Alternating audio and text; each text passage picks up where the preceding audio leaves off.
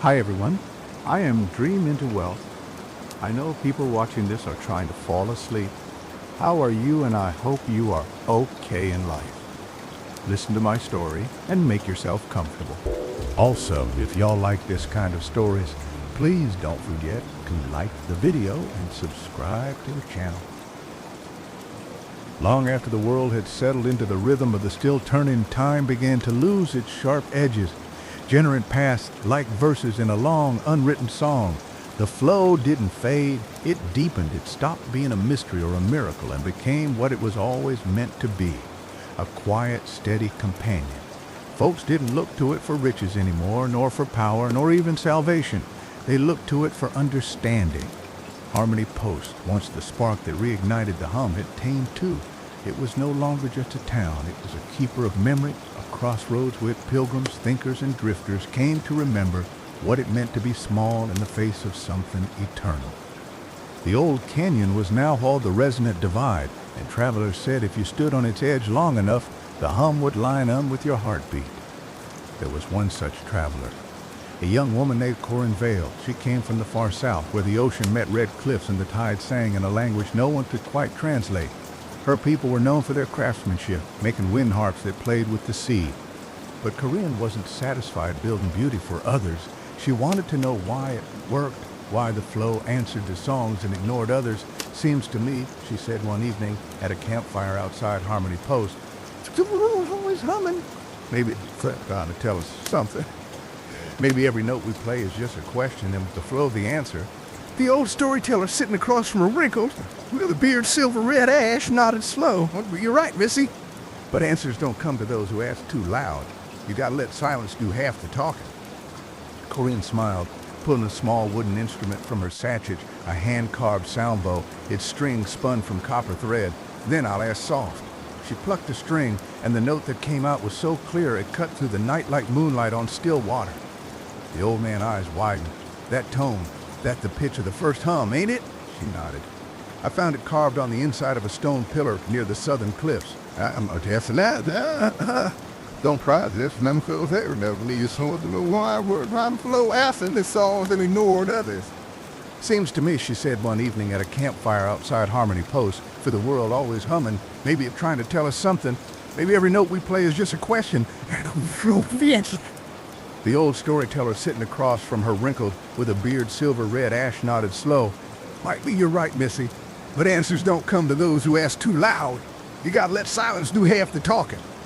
Corinne smiled, pulling a small wooden instrument from her sachet, a hand-carved sound bow, its string spun from copper thread. Then I'll ask soft.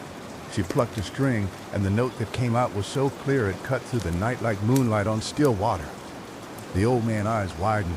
That tone, that the pitch of the first hum, ain't it? She nodded. I found it carved on the inside of a stone pillar near the southern cliffs. Looked like a message left by someone who'd been listening long before us. Jonah, the old man whispered. Older Corin said, tuning another string, much older, the stone called it the source note. That night she played until dawn, and those who heard swore the stars flickered in time with her melody. When morning came, the hum of the world had changed again, just a fraction, but enough for every creature to feel it. The flow had shifted key. Word spread wildfire. Scholars, pilgrims, and harmonic cartographers all came to study the new tone. They said it carried weight, like gravity wrapped in sound. Farmers claimed their crops grew faster. Healers said the sick recovered quicker. The air shimmered with new life. But Corinne wasn't celebrating. She felt something else in that new hum, a low undercurrent, a heartbeat out of sync. The world remembering something she told the elders of Harmony Post, something very deep. They read in the old hall beneath the carved spiral of the still turning, and listened. Sure enough, behind the melody of the flow, there was a second rhythm, slow and regular, like footsteps echoing through water. Some said it was the flow evolving. Others feared it was a crack, a dissonance like the one Eli once caused, long gone. Corinne spent years trying to trace it. She built devices, shaped shells, tuned to the subharmonics of the earth. She traveled through storm valleys and across the frozen fields of the north. recording what she called the echo beneath. The deeper she listened, the clearer it became. The flow wasn't just one voice, it was men. Every tree, every stream, every breath of wind was singing its own tiny verse. And sometimes they argued. When she returned to Harmony Post, her eyes were tired but alive. "The world ain't broken," she said to the dead crowd. "It growing. It learning to talk back." The people didn't know what to make of that. For centuries they'd lived in tune, in agreement with the flow. Now Corinne was saying that harmony didn't mean stillness. It meant change. She built a new kind of hall, a resonant forge carved into the side of the canyon. Inside, instruments of light and metal hung from the ceiling, each one playing its own tone. Together they didn't sound peaceful, they sounded real, full of tension and beauty and motion. "Listen close," Corinne said, her voice echoing. "This is what growth sounds like. Not a sealed note, but 1,000 arguing finding their place." The elders frowned at first, but the younger folk leaned forward, enchanted. For the first time they heard music that wasn't perfect, and it stirred something wild inside them. Soon a new movement began. The discordant age, it called it, though it wasn't meant in scorn. People across the world started exploring the flow variations. They learned that disharmony could heal too, that tension created strength. Builders crafted bridges that swayed with the wind instead of fighting it. Farmers sang offbeat rhythms to their fields to invite new growth. Corinne became a legend, known on the listener of chaos. Her teaching said the flow wasn't divine order, it was divine curiosity. And though she vanished in her old age, some say wandering into the storm valleys one last time, her work never stopped echoing. In Harmony Post, her forge still stood, humming quietly. When storms rolled through, the metal instruments inside would sway and ring, creating music no human could write twice. And the people, they stopped fearing change. They learned to dance with it instead, because by then they understood the truth that Jonah, Eli, and Corinne had been humming toward since the dawn of story. The flow don't ask for obedience, it asks for participation. And those who listen long enough, long past comfort, long gone certainty, find not control but communion. A world forever humming, forever learning, forever live. In the centuries that followed Corinne Vale passing, her resonant forge became a sanctuary. Not for religion, not for science, but for listening. Travelers of every creed came there, not to pray or study, but to sit in silence and feel the world breathe. The flow was no longer something to master or decode, it was a rhythm to return to, like a river finding its bed after the flood. But peace, like all things, carried its own danger. The generations born into the quiet began to lose the edge of wonder. They had not seen a time before harmony, when greed and noise ruled the air. The flow was always there for them, humming though their work, keeping the seasons steady and their machines kind. They had never known what it meant to lose it. But when the first tremor came, they didn't listen close enough. It wasn't the kind of tremor that cracked stone or toppled walls. It was smaller, subtle, a skipped heartbeat in the world's song. Most thought nothing of it. But those who kept the resonant records, the old archivists who tuned their souls to hear shifts others missed, felt a chill run through their bones. The hum had dropped. Barely a note, but enough to make the birds quiet mid-flight, enough to still the rivers for a breath. But somewhere, deep under the earth, the echo beneath that Corinne once studied had grown restless. The keepers there in the canyon to listen. They stood around the old dual note where Jonah flute and Eli coin still rested and lowered their instruments into the silence. For hours they stood waiting. Then at dusk, the canyon itself began to sing. Not in harmony, not in chaos, but in memory.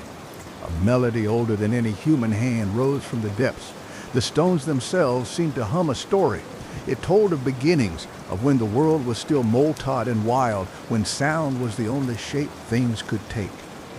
The flow wasn't born, it arrived, carried on the breath of the first wind, drawn to stillness the way rivers are drawn to the sea.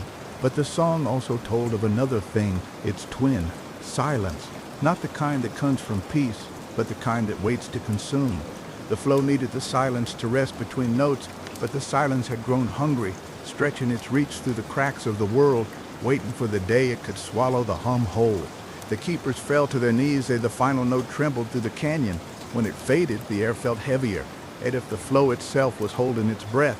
For months after, the world dimmed. The crops still grew, but slower. Machines took longer to start. People spoke softer without knowing why. Even laughter didn't carry afar. The flow wasn't gone, but it was weary. And in that stillness, the silence began to whisper. It started at a trick of the wind, then in faint words that seemed to echo inside the mind. People described it differently. Some said it sounded like old regrets, others like promises they'd never kept. But it carried the same message. Be still, and will be yours. At first, folks ignored it, but temptation always finds its way in. The young dreamers who'd grown restless with balance started listening. They built machines that tried to capture the hum, to pin it down like lightning in a jar. They called it the still tank. They said it would preserve the flow forever, keep it from fair changing or faltering. But what they really did was feed the silence. The first still tech engines ran beautifully quiet, smooth, endless. Too smooth. They didn't hum, they drained. Within a year, the hum around the great cities faded entirely. Grass turned brittle, lakes grew mirror still. The people didn't notice at first. Their lives were easier, their machines ran without rest. But the old ones saw it clear. The world was losing its pulse. It was Mirabelle, a descendant of Corinne, who finally broke the spell. She'd grown up in the resonant forge, tending to the instruments her ancestor had built. When he stepped into the city and heard the silence, she said it felt like walking inside a coffin. The flow ain't gone, she told them. It trapped. You bound it with your stillness. No one believed her, not until the storms stopped coming. The sky had always been the flow, great canvas winds humming over the plains, rain falling in rhythm with the earth heart. Now, the air stood dry and dead. The stars above looked cold, with eyes that had turned away. So Mira did what her bloodline always did. She listened. She traveled far from the cities, wallowing the fainted traces of the hum, down through the desert and into the ancient resonant divide. There, in the same spot Jonah once stood, she pressed her ear to the ground and heard it weak, but still alive. The flow was whispering from beneath the world, caught under the weight of mankind's stillness. Mira began to dig. The ground fought her, hard and unyielding, but she didn't stop. For days she dug, till her hands bled and her breath came shallow. When she finally broke through, the earth glowed faint blue. The flow pulsed weakly, like a dying ember. And then she did something no one had done in 1,000 years. She sang, not with the instrument, not with the machine, but with her voice, low, rough, and human. It was the old song of renewal, the one Eli had hummed before his passing, the one Jonah had taught to the wind. At first, nothing happened. Then the glow brightened. The hum began to rise. The ground shivered, not in anger, but in awakening. The canyon walls lit up with veins of gold and blue, stretching like lightning in slow motion. Miles away, people looked up, paid. The skies began to tremble. The steel tech engines groaned, their hums turning sour or collapsing altogether. The silence screamed an empty, hollow sound that shook the teeth in every jaw. But the flow roared louder, sweeping through the land like a tide reclaiming its shore. When it was over, the world exhaled. The hum returned, not perfect, not pure, but alive. The still tech cities fell quiet for good, and the people came out into the light, dazed but free. The machines rusted, but the river sang again. Mira stood on the canyon edge, tears cutting lines through the dust on her face. The flow wrapped around her like a sigh, whispering in 1,000 tiny tones. She smiled and whispered back, "Don't thank me." Just keep singing. From that day on, they paid her the voice beneath the silence, and her song became the new beginning of an old promise that no matter how far the world wandered, there would always be someone willing to dig down, listen deep, and sing it awake again. Because the flow of truth never dies, it only waits for the right soul to remember. When the world awoke from that long hush, it didn't spring back into noise and motion all at once. The hum returned like dawn, creeping through mist, slow, patient but sure. Every valley, every ocean trench, every lonely stretch of prairie began to stir with life again. The flow wasn't the same as before it had learned. It carried traces of the silent, still, soft shadows woven into its melody, like the memory of winter that lingers in the smell of thawing ground. People changed, too. They no longer built for permanence, they built for conversation. Cities became like instruments, walls curved to catch wind, towers designed to hum instead of drown it. Even the smallest homes had chimes or strings that let the flow whistle through, reminding folks that everything built ought to breathe. The scholars of Harmony Post, those who'd survived the Steel Tech collapse, dared to record what they say the new accord. It wasn't a set of laws or religion, it was a promise. Each community pledged to keep a space open for the world voice, a place where the hum could enter and leave as it pleased. Mirabelle didn't live to see the full bloom of that age. She vanished one night, the way all great listeners seem to quietly, and that the flow had caught her somewhere deeper. But her song remained. In the canyon, where her voice had torn through silence, a new tone had rooted itself. The old dual note of Jonah and Eli still played true, but now there was a third thread, softer and milder. It danced between the two like lightning caught mid-laugh. They caught it a living chord. It wasn't steady. It shifted with the weather, with the moon, with the passing of travelers who came to listen. Some nights it rang clear and sweet as glass. Other times it groaned low and mournful, like the earth itself remembering its aches. But no matter how it changed, it never stopped. The world had found balance not in stillness, but in motion, and it was while that hum that a new generation rose, the kind that didn't fear contradiction. They were builders and wanderers both, students who could measure the wavelength of a mountain and still pause to cry at the sight of dawn. They didn't see wealth in gold or in flowing trade. They saw it in connection. One of them was a man named Hollis Darn. He wasn't a scholar or a craftsman, just a farmer from the lowlands with calloused hands and a head full of questions. He'd grown none hearing his grandmother tell stories of Mirabelle, how she'd sung the flow awake, and he'd always wondered if someone had played to him could to hear that song himself. Every evening after the fields were done and the sky had turned that bruised purple color, Hollis would sit by his porch and hum. Nothing fancy, just little tunes that felt right. He didn't know it, but the flow was listening. One night, when the stars were sharp as nails and the wind was still, he heard it hum back. It wasn't words and it wasn't music the way humans make it. It was a feeling deep in his chest, if the world had taken one of his notes and repeated it 1,000 miles wide. Hollis froze, heart hammering, then laughed till tears ran down his face. The next day he packed his sachets and set out for Harmony Post.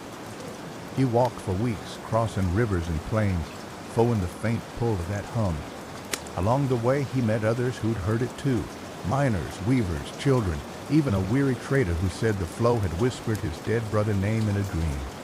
They joined him one by one, till they were a caravan of wanderers walking not for profit or discovery, but for belonging. When they reached the canyon, the living chord greeted him with a sound so strong it rattled their bones. Hollis fell to his knees, laughing through the tears again. He'd found it. And in that moment, he understood what every soul before him had tried to say. The flow wasn't about listening to the world, it was about listening with it. That was the day the first resident commune was born. Hollis and his companions built their homes along the canyon edge, each tuned to a different tone. They called themselves the Harmonic Keepers. Not priests, not rulers, just folks willing to keep the song going.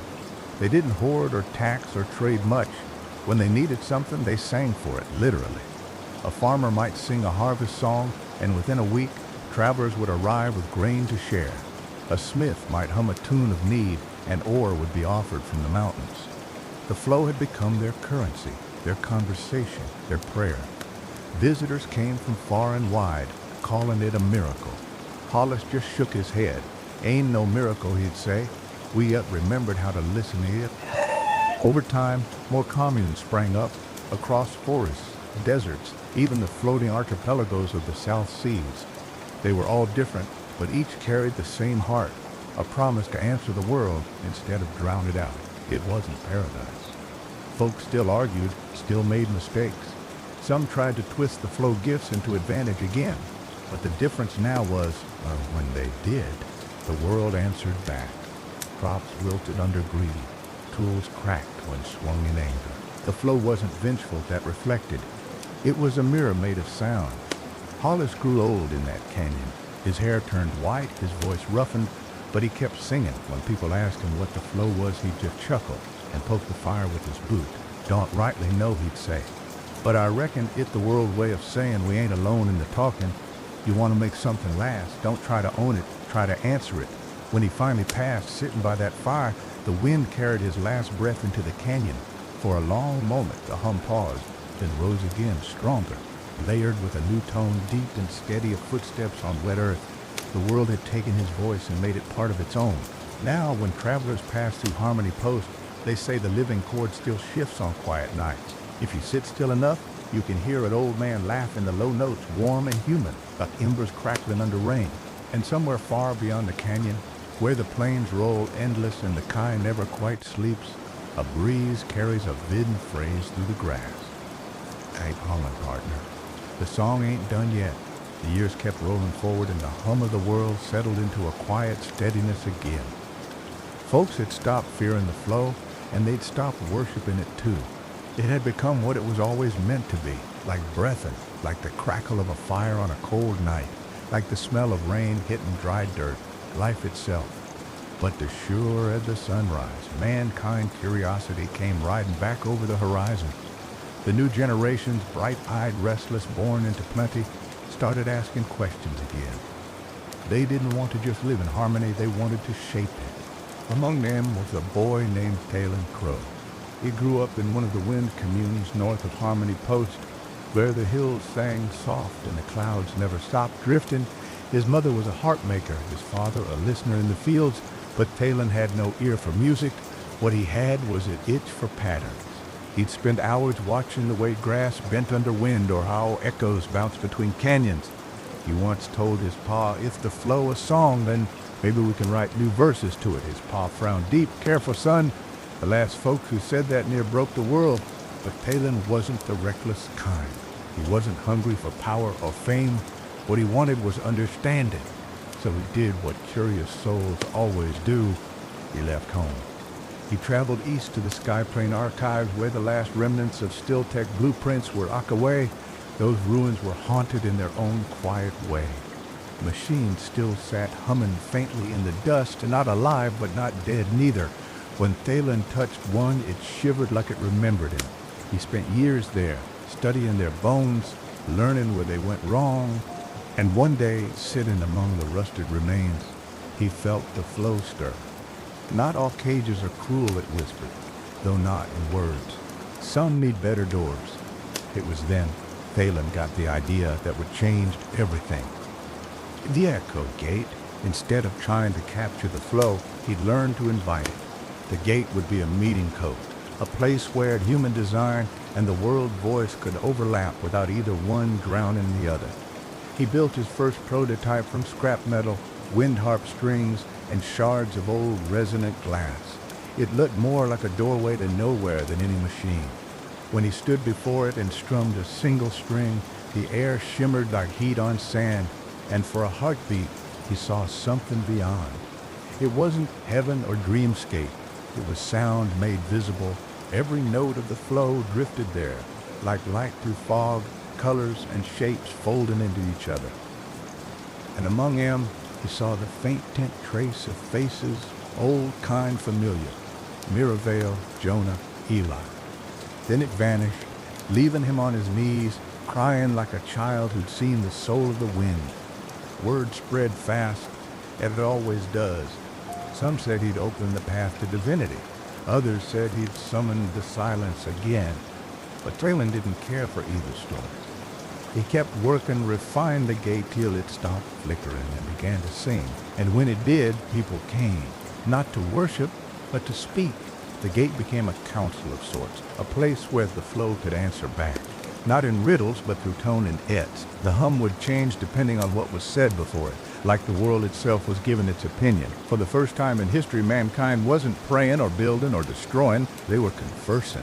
Years passed and the echo gates spread across the land. Farmers used them to ask the soil way to plant. Sailors used them to find safe tides. Healers listened through them to diagnose not just the body, but the spirit. And Talon? He grew quiet. The more the world hummed and balanced, the less he felt the need to prove or push. He'd sit by his first gate, watching the shimmer of sound and light, and smile, and about control, he'd mutter, never was. Just about asking the right way. When he died peacefully beneath a sky full of moving stars, the gates hummed a note the world had never heard before, deep, mournful, grateful. And though no one could quite explain it, folks swore they saw the air bend that night.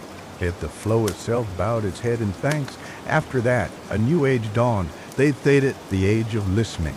Not because they'd found all the answers, but because they'd learned how to live with the questions. It was an age where stories were more valuable than silver, where children learned to hum before they learned to speak, and where wealth was measured not in acres or coins, but in echoes.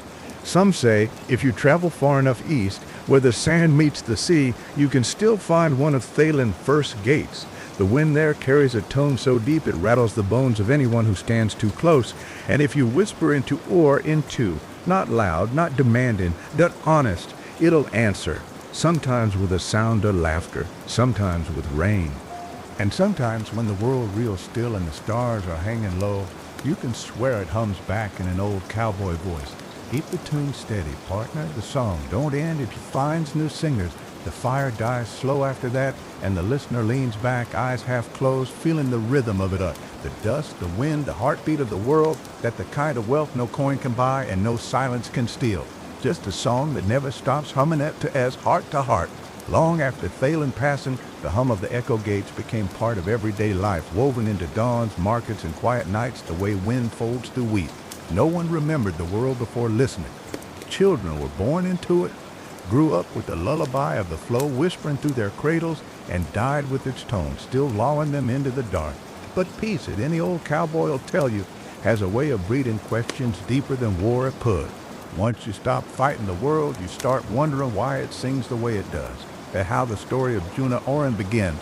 The jewel was a drifter, samewise wanderers in the age of listening, but she carried a restlessness that even the flow couldn't soothe.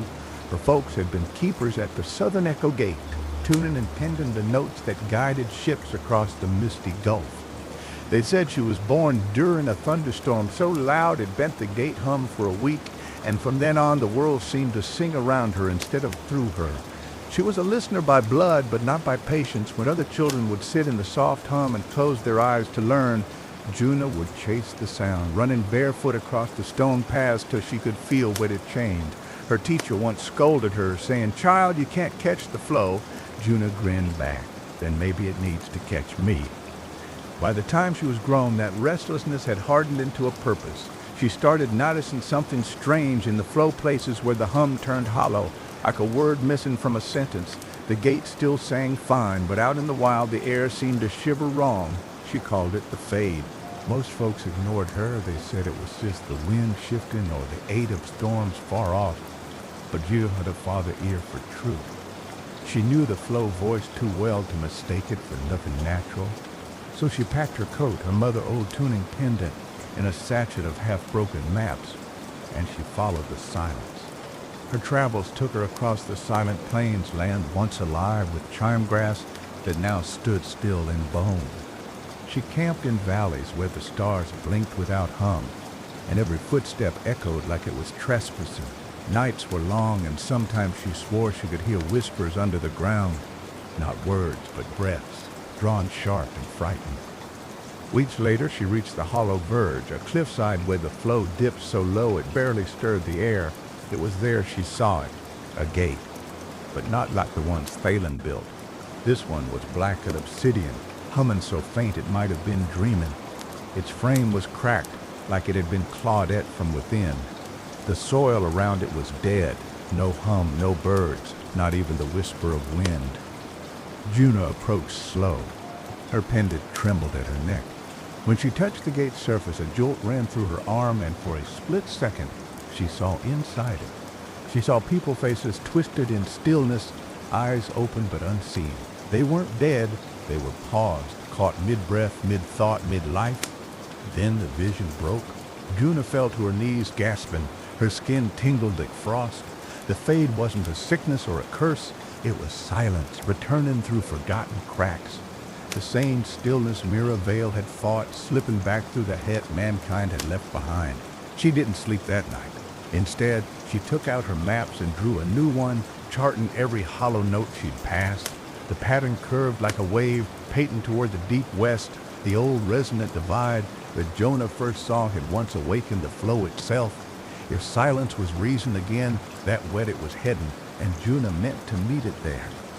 Her journey took months, through deserts that no longer shimmered, through forests that forgot to rustle. The closer she got, the quieter things became. At first, she could still hear her breath, then her heartbeat, then nothing at all. By the time she reached the divide, sound itself had vanished. Even the sky looked muted, colors bleached like old cloth. But she didn't stop. She walked right up to the center, where the old dual note was buried deep, and she started to hum. At first, the sound didn't go anywhere. It sat in her throat like a stone, but she kept humming low, stubborn, drawing the tune from memory, from blood, from every story she'd heard about the flow. Then the ground began to shake. The old canyon lit up with blue fire, lines shooting from the rock like veins remembering their purpose. The hum came back. Not gentle, but wild, furious at its long silence. The fade shattered like glass, and a voice older than words roared through her bones. "Do you wake me again?" Juna didn't flinch. "Because you're slipping away. Because we need you." The air trembled. Need is how you bind. Want is how you break. "I don't want to bind," she said. "I want to remember." For a long time, the world just breathed. Then, in that stillness, a smaller hum began to answer hers. One note, two, three, building until the canyon sang. And June realized the truth. The flow hadn't faded on its own. It had retreated. It had grown tired of carrying mankind's whispers, being pulled and stretched and analyzed, till its voice thinned to nothing. It had gone to rest. So she did what no one had done since Miravail. She offered it peace. "I'll stop chasing," she whispered. "Just hum with me." That all. The canyon shook once more, and then the sound returned, not from below, but from within her chest. The flow didn't just fill the air, it filled her. The fade vanished across the world in a single night. People woke to songs in the wind again. The gates glowed brighter than air, and the sea began to dance with light. Juna Aura never came back from that canyon, but every so often, travelers say they hear a single voice riding the wind out there, soft, steady, singing a tune no one had heard before. They call it the Restorer's Song, and those who hear it say it don't sound like a goddess or a hero. It sounds like a person by a campfire, humming to the night, minding the world that even after silence, there's always another verse. The fire crackled low that night, spitting sparks into a sky full of old stars. Wind whistled through the sagebrush that it carried stories too tired to be told. And sitting by that fire was a man named Eli Mercer, a name near forgotten now, but once whispered across the trading posts, the banks and the railroad camps like that kind of legend. Eli wasn't born rich. He wasn't even born lucky. He was born on a dust-bit patch of land somewhere between Abilene and Amarillo, a place where even the wind seemed to owe someone money. His pa died when he was 12, and his ma taught him two things before she went too soon: keep your word and never waste a sunrise. Those words stuck like burrs under a saddle for the rest of his days. He started out wrangling mules for the railroad boys, dirty work but steady. Nights, when the men were drinking, Eli'd sit near the lanterns with the old ledger book, copying numbers he didn't then understand. Freight costs, grain prices, interest rates, things them other boys said were for bank men. But Eli, he saw numbers like a map. Not the kind that led to gold, but the kind that showed where gold might flow. One day he saw something strange. A rancher was selling his herd cheap, real cheap. The cattle were good, but the man said the feed costs were killing him. Eli didn't buy a seen steer, but he bought the feed store, took every coin he had in a small loan against his name. The other ranchers laughed, said the kid bought hay instead of beef. But when drought rolled through that summer and the prairie turned to powder, that feed store became a gold mine.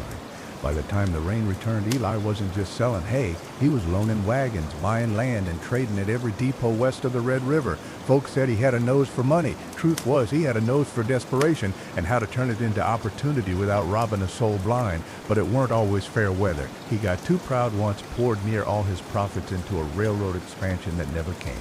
The line got rerouted, and Eli lost near everything but the shirt on his back and his feed store deed. Chiliste, in that store one night, alone but for a wind lantern and the ticking of a wall clock he couldn't afford to wind. That when an old drifter came in, buying a sack of cornmeal with nickels. The man looked at him and said, "Ain't no shame in falling long in you land facing the wind." Eli nodded, not knowing what it meant till years later. He started small again, sold seed, then wagons, and bought out the debt of a failing general store. Folks thought he was mad. Why buy what broke? But Eli didn't buy the shells, he bought the reputation. See, that store had credit accounts with half the county. He cleaned the books, offered fair extensions, and before long, his store became the heartbeat of 3 towns. Every dollar that came in, Eli didn't spend, he stacked. He said once, money had rained. It don't last you to dance every time it falls. And so he learned patience. Years went by. His hands got rougher, his eyes keener. He started buying small ranches, mostly ones the banks were fixing to seize. He didn't run Cal. He leased the land to young Lynn starting out, taking a fair cut. Daw, E.F. Some said he was building an empire. Eli said he was building fences big enough for other men to graze. By 40, he owned half the valley. By 50, he'd lost it. Again, another downturn, another market crash. But by 60, he was richer than then. That the rhythm of wealth, he'd say it ain't the man who rides fastest that wins. It's the one who don't quit when the trail turns uphill. Eli Mercer died with no heirs, but he left something behind more powerful than land or silver. A little notebook full of ledgers and scribbles, but at the bottom of one page he'd written, "If you aim to be rich, don't chase gold, chase the reason men dig for it." They say the man who found that notebook, some wandering peddler, read those words by lamplight and changed his life, but that a tale for another night. Years passed after Eli Mercer's name faded from the lips of traders and ranchers. The plains rolled on, quiet and golden, as if time itself had forgotten the man who once owned half their dust.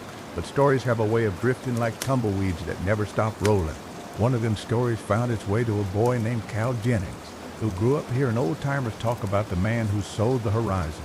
Folks said Eli had a way of seeing profit where others only saw pain. Some said he was a devil with numbers, others said he was an angel for men down on their luck. Cal didn't know which to believe, but he knew he wanted to learn the truth. Cal was born Prince River Silk, but he had the same kind of hunger Eli once had, a hunger that gnawed at him in the dark, whispering that there was more to life than mending fences and mending hopes. When his ma passed, he left him a sewn trunk inside. Wrapped in burlap was Eli Mercer's old ledger found years back in a estate sale. Dust coated it thick, but the words inside burned bright. Cal stayed up many nights by the window, rain dripping down the pans, reading those entries out loud like gospel. There weren't no fancy talk in those pages, just notes on trades, losses, and lessons.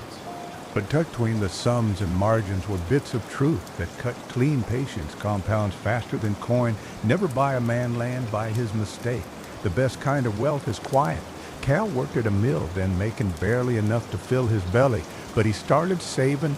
He wrote every penny down in a little notebook, gut like Eli.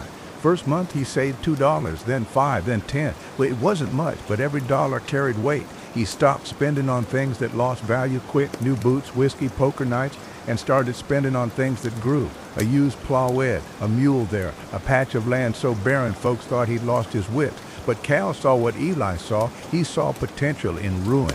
He started planting hardy crops no one had bothered with, sorghum, millet, alfalfa. When drought came again, his fields stayed green while others cracked like old leather. He didn't brag. He didn't sell right away. He waited, quiet of the dawn before a storm. Then when prices tripled dead, he sold half and bought twice then much land. Learned fast that wealth ain't built in a seal season. It built in cycles, in mistakes and slow burns and quiet reckoning. Cal kept the ledger close. Sometimes he'd trace Eli's handwriting, wondering what the man must have felt when everything he owned burned to dust and he started dead. There was a kind of comfort in knowing even legends fall and rise more than once. One year a banker from Amarillo came riding through, offering easy loans for expansion. Every rancher in the county signed up thinking prosperity was a wagon that'd never lose a wheel. Cal didn't. He remembered Eli's words, if a man offers you money you don't need, he already calculating how to take it back. Cal stayed lean, worked harder, and when the bank folded 2 winters later, his was the only ranch left standing with no debt to its name. He wasn't rich yet, not in silver or paper, but he was free. A freedom, Cal learned, was the kind of wealth that made a man sleep deep and wake without fear. He built from there, slow and steady. A little cattle, a little grain, some trade-in lumber. He'd barter fair, always leaving the other man feeling he'd won too. Eli Ledger taught him that wealth wasn't what you took, it was what you left behind. When a man trusted him, that was worth more than a pile of bills. Then came the storm of 22. Hail tore through the valley like bullets, crops ruined, fences splintered, men went broke overnight. But Cal had planned for it. He'd stored grain deep underground, bought insurance through a small-town broker no one trusted cause the man spoke too fancy. When others were begging for mercy, Cal was lending wagons, seed, and hay, not for profit, but for loyalty. When the sun came back, he didn't have to ask for favors. Folks repaid him double. The day Cal bought his first freight light, he rode to the rail yard alone, hat pulled low, rain tapping on his coat brim. He lit at them cars, black and heavy with the promise of movement, and he whispered to the sky, "You did it again, Eli." The horizon looked the same way it must have when Mercer stood there 50 years before, endless, quiet, full of chance. In time, folks started calling Cal Jennings the quiet merchant. He didn't show off, didn't brag, didn't drink in fenced saloons. But if a young man asked for advice, Cal sit him down and pour black coffee slow. He'd tell him about a man he never met but owed everything to, a man who once sold the horizon and proved that wealth ain't about owning the land but understanding its rhythm. They say Cal lived to near 80, never once leaving the plains. When he passed, his sons found that old ledger on his desk. Inside, one new line had been added, written in Cal's own rough hand. The horizon don't belong to no man, but if you walk far enough with purpose, it'll follow you home. And under that line, pressed like a seal, was Eli Mercer's faded signature. Years drifted on like wind over wheat, and the Jennings name became part of the soil itself. Cal's sons took different trails. One became a rancher, the other a banker, but both carried that same ledger with the reverence of a holy book. They didn't speak much of wealth, they spoke of steadiness. That word was worth more than gold to men like them. The younger one, Samuel, had a knack for figures like Eli before him.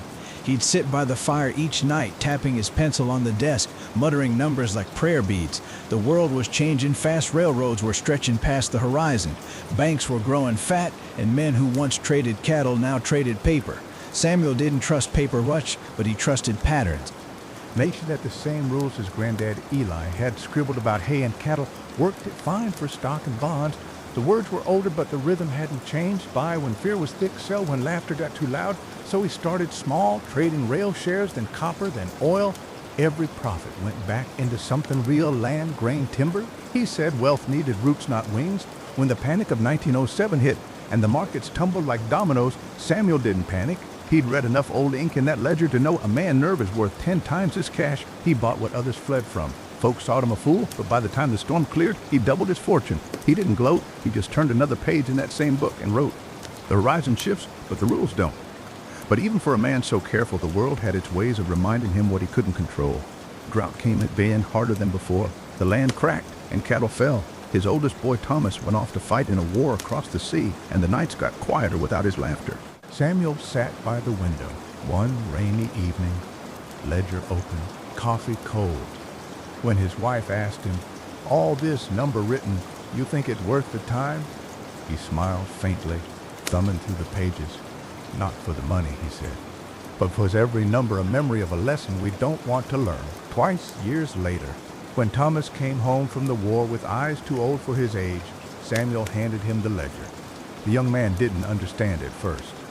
The world was changing, fast cars on every road, electric lamps in every town, and the smell of smoke and ambition in every city street. He wanted adventure, not arithmetic. But when Samuel passed, and the weight of the ranch and business fell on his shoulders, Thomas opened that ledger again, and the words inside didn't sound old anymore. They sounded true.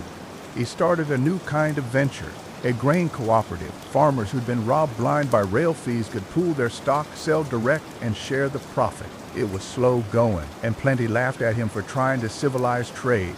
But Thomas wasn't trying to civilize nothing. He was building fairness. Said once, if wealth can't lift another man with it, it's this weight on your back. The cooperative grew, and before long, the Jennings name was known from Kansas to New Mexico. He never bragged. He still lived in the same wooden house his father built, the same cracked window by the desks the ledger sat. But every Sunday, men came from miles around to ask advice. Some were broke, the other near broke, even gals were plain lost. Thomas would listen, quiet, then pour them coffee and tell stories. Not about money, but about patience. About Eli, about Cal, about that feed store and the drought and the men who never quit even when the wind stole their last dollar. He said, you can't outsmart the horizon, boys, but you can walk it honest. When Thomas died, they buried him on a hill that overlooked the plains. Folks said the view stretched so far you could see your own future if you squinted hard enough. In his will, he left everything split fair, but the ledger went to his daughter, June. Some folks whispered it weren't right, that a woman had no place running books or land. But June had more fire than any of them. She took that ledger and built something new again. She started investing in schools, grain mills, and rail stations run by local folks instead of city men. She believed money was like a seed. It only grew if you gave it room to breathe. By the time the Great Depression rolled through, she'd turned half her holdings into community trusts. When the banks collapsed, her towns didn't. People called her the Prairie Widow, even though she never married. They said she was too busy saving the valley her grandfathers had built. One night, when the storm clouds rolled black over the land, June sat by her window and wrote a line in that old yellowed ledger. It ain't money that saves folks. It's the memory of how to start again. She closed the book, and in that moment she felt the weight of 100 years of hands that came before hers. Hands that dug, that wrote, that held on when the wind howled hardest. And she realized something mighty strange. Every one of them had sold a piece of the horizon in their own way and bought it back with patience, grit, and faith. By dawn, the rain had stopped. The sun came up slow over the hills, painting the wet earth gold again. Decades drifted by, the dust on a tired road, and the name June Jennings faded from the headlines, but never from the soil she tended. The valley she helped rebuild became a beacon through hard times, a place where folks still paid debts with handshakes and measured wealth by how many neighbors they'd helped stand upright. The Great Depression came and went, wars came and went, and the ledger, older now than any living soul, kept passing quietly from one set of hands to another. Each generation added fewer numbers and more lessons. By the time it reached Elias Jennings, June great-grandnephew, the book was more philosophy than balance sheet. The ink had gone thin, the pages smelled of old barns and rain, and the corners were stained with tears. Elias was a different breed of man. Grew up when the land had tractors instead of horses, and the wind carried the hum of engines instead of harmonicas. Folks weren't trading cattle or grain anymore, they were trading information. The horizon had moved again farther out than then, and it didn't ride on rails, it ran through wires and screens. But that old hunger still stirred in Elias the way it had in Eli Mercerbones a century back. He wasn't a farmer or rancher. He started out fixing radios, then building them, then selling parts to anyone who wanted to tune into the wider world. The war years brought him business, but it was peace that made him restless. He could hear opportunity humming through the static, a new kind of frontier, one made of communication, trade, and unseen connections. One night, sitting on his porch as rain whispered on the tin roof, Elias pulled that old ledger from a chest. He turned the brittle pages with careful hands and stopped at Eli's first line. Never waste a sunrise. It sounded simple, but he saw something deeper there. The men before him had chased the sun across the plains, across rails, across decades, and he'd do the same, only in a different kind of landscape. Elias started buying small stakes in telegraph companies, then in telephone lines, then radio networks. He didn't gamble big, just steady, just patient. When his friends laughed and said radio was a fad, he smiled the same quiet smile his granddad Cal once wore. He knew fads came and went, but communication, that was fit old at campfires and storytelling. He invested slow, always reinvesting his end, always writing down what he learned in that ledger. Every voice that travels farther builds value, he wrote. Every connection multiplies like rainwater in spring. By the time television arrived, Elias had already sold his shares at a handsome profit and turned his eyes to the next horizon, real estate, near growing cities. He bought land where others saw emptiness, remembered Eli feed store, Cal drought fields, June grain mills. The soil changed, but the rules stayed steady. Buy where fear is thick, build what others only see risk. His investments grew, quiet but powerful. Helped fund schools, built low-cost housing during the post-war boom, and refused to sell to speculators. I ain't trading roofs for roulette, he'd say. Some called him stubborn, others called him old-fashioned. But the truth was, Elias didn't trust quick fortunes. He said wealth that arrives overnight leaves for breakfast. As he aged, he started telling stories again, sitting on that same porch his father built. His grandson Luke would sit cross-legged beside him, watching lightning flicker beyond the hills. Grandpa Luke would ask, why do you always talk about the horizon like it alive? Elias would chuckle, low and warm. Because it is, boy. It moves every time a man looks up from his boots. You never reach it, but if you walk with purpose, it'll keep you young. Luke didn't understand it then. He thought the old man spoke in riddles like the preachers on Sunday. But years later, when Elias passed and left that same ledger in Luke's hands, the words began to make sense. Luke grew up in a world faster than any his kin could have dreamed. Money wasn't measured in silver or land or wagons. It was blips on screens, numbers dancing in invisible ledgers across the world. But one fund hadn't changed. The same fear and greed that drove men in Eli's time were still driving them now, dressed in cleaner suits. He tried his hand at everything: stocks, startups, real estate, even digital ventures. But what steadied him wasn't the risk, it was the rhythm. Every win, he'd read a page from that ledger. Every loss, he'd write one of his own. When markets crashed, he thought of Cal saving pennies in the mill. When greed whispered, he thought of June investing in schools. Over time, Luke started teaching others what the ledger had taught him, not through banks or classrooms, but through stories told under the same rain-soaked roof his grandpa once sat beneath. Young folks came to him restless, wanting quick success. He'd listen, patient and a prairie wind, and tell them about Eli, the man who sold the horizon. He'd say, "Don't chase it, son. Don't try to own it. Just walk toward it, steady. Save more than you spend, learn more than you earn, give more than you take." That forward man becomes richer than his gold. When Luke grew old, his voice grew rough like the bark of an old mesquite, but his eyes still shone with that same fire. The ledger had lost its cover by then, pages worn thin to old cloth, but it still held every generation heartbeat. On the last page, in Luke's shaky hand, were 5 words: keep your word, keep walking forward. After he passed, the ledger found its way to a museum somewhere near Abilene. Folks walked by it every day, not realizing they were staring at a century of sweat, patience, and quiet triumph. But every now and then, an old rancher or trader would stop, tip his hat, and whisper, "You sold that horizon well, Eli. You sold it real well." Outside, the wind would rise, humming soft through the plains, like it remembered every name written in that book. And if you listened close enough, between the thunder and the rain, you could still hear that cowboy voice saying, "It ain't about what you hold, son. About what you build for the sun sets." Years after Luke passing, the museum stood quiet most days. Good a few tourists wandering through its wooden halls. The air smelled of varnish, rain, and memory. In a glass case by the west window sat the ledger, open to a random page, its ink faded to the color of tobacco smoke. Folks passed by without lingering, yet another relic from a world too slow for their liking. But one boy, maybe 12 or 13, always came back. He'd press his nose near the glass, squinting at the words that told stories of dust and hunger, of small beginnings and patient triumph. His name was Noah Clay, and though he didn't know it yet, that old book would change the course of his life. Noah Ma worked at the diner across the street, serving coffee to truckers and ranch hands who'd long since stopped talking about dreams. His pa was gone, ran off when he was 5, chasing the kind of luck that don't stop running. But Noah had a curious streak. Leslie and Ann smiling the Reject section will help the after March to eat again like the pop around was rock. You're off Norma.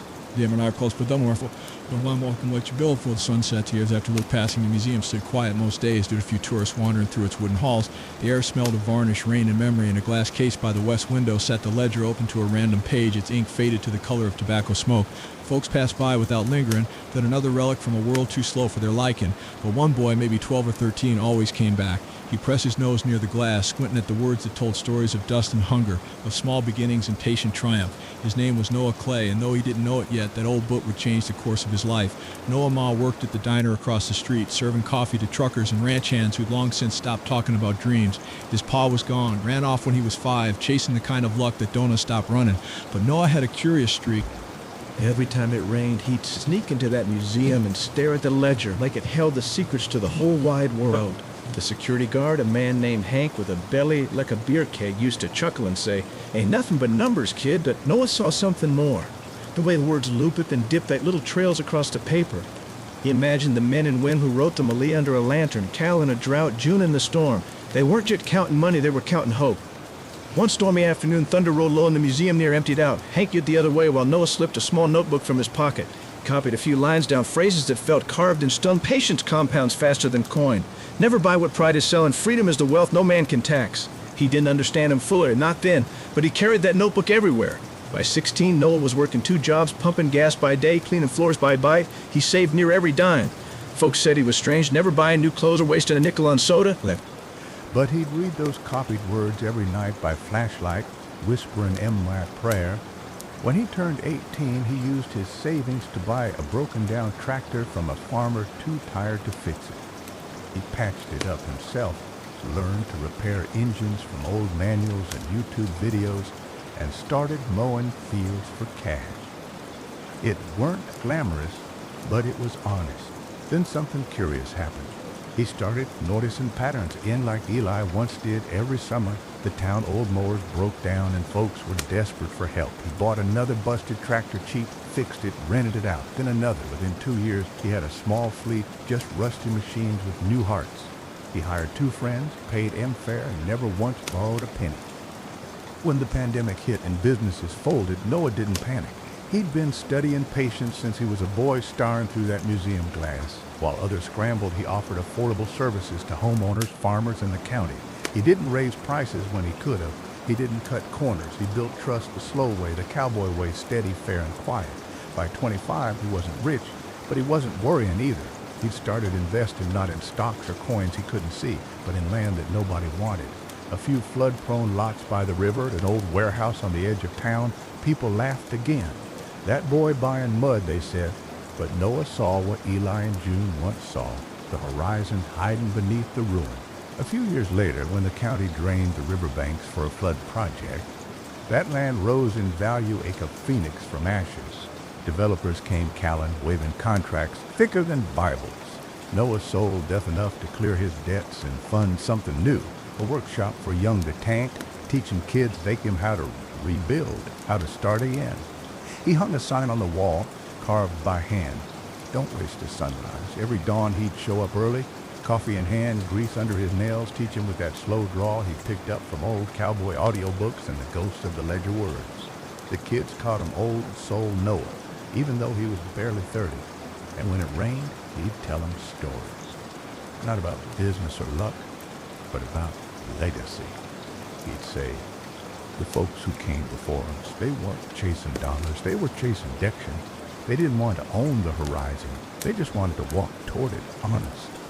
One evening, as the sun bled gold over the fields, Noah got a letter from the museum. The director said they were closing for renovations, and he'd heard about Noah's little workshop. Asked if Noah wanted to take temporary custody of the ledger to keep it safe, Noah near dropped the paper. He went down there the next day, heart pounding like hooves on dry ground. The curator handed it to him wrapped in canvas, saying, feels right, don't it? Like it coming home. That night, Noah sat by the open door of his workshop. The rain pattered soft on the tin roof. He set the ledger on the table, careful, reverent. The smell of old paper and oil filled the room. He flipped through the pages, running his fingers over the faded ink until he reached the end, the last words Luke had written. Keep your word, keep walking forward. He smiled, closed the book, and whispered, I reckon I will.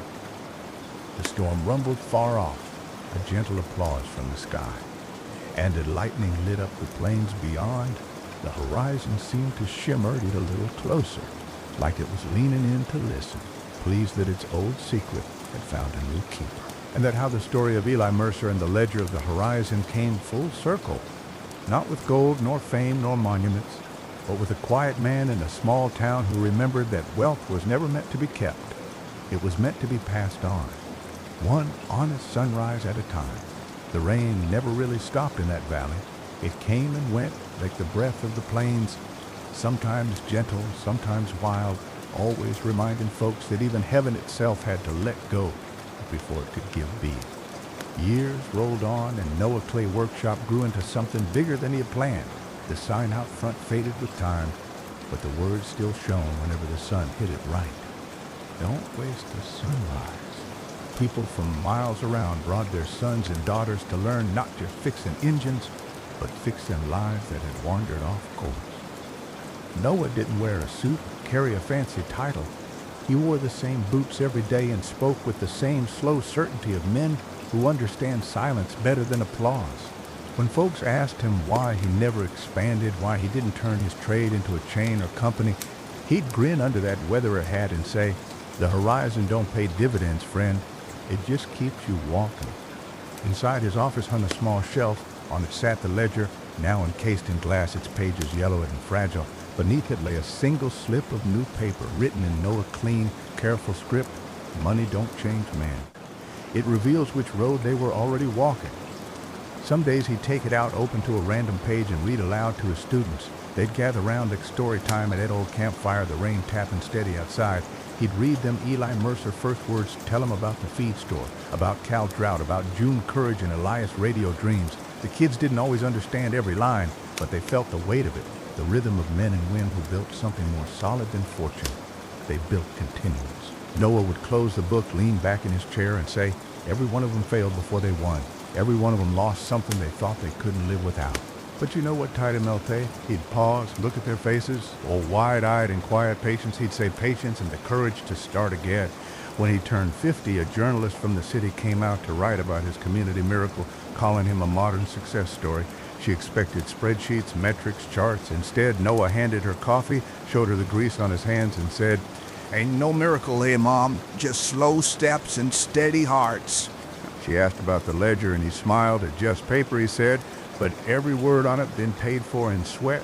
She wrote her story, but what folks remembered wasn't her fancy talk. It was the PIA that ran on the front page. Noah sitting by his window with the ledger open, rain behind him, eyes full of peace. The years passed quieter after that.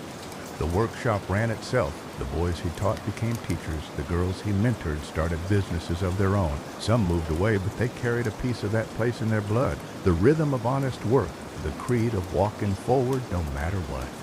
When Noah got older and his hands trembled too much for wrench or pen, he'd still sit by that window, listening to the patter of rain, the sound of engines humming outside.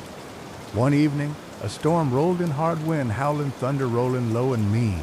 The power went out and the town went dark. But inside that workshop, someone lit an old lantern and the flame flickered across the ledger glass. Noah smiled faintly at the sight. A young boy, barely 12, same age Noah had been when he first saw the book, was sitting on a stool, scared by the storm.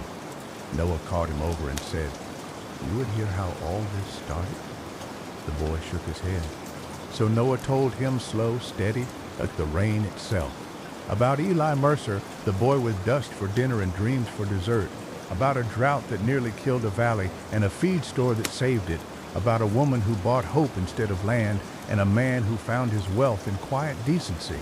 He ended with a whisper. They sold the horizon, son. Not for gold, but for wisdom. Do you hear how all this started? The boy shook his head. So Noah told him slow, steady, like the rain itself. About Eli Mercer, the boy with dust for dinner and dreams for dessert. About a drought that nearly killed a valley and a feed store that saved it. About a woman who bought hope instead of land and a man who found his wealth in quiet decency. He ended with a whisper. They sold the horizon, son. Not for gold, but for wisdom. And they passed along so we'd remember that the horizon ain't to be owned, it's to be followed. The boy didn't answer. Remember that the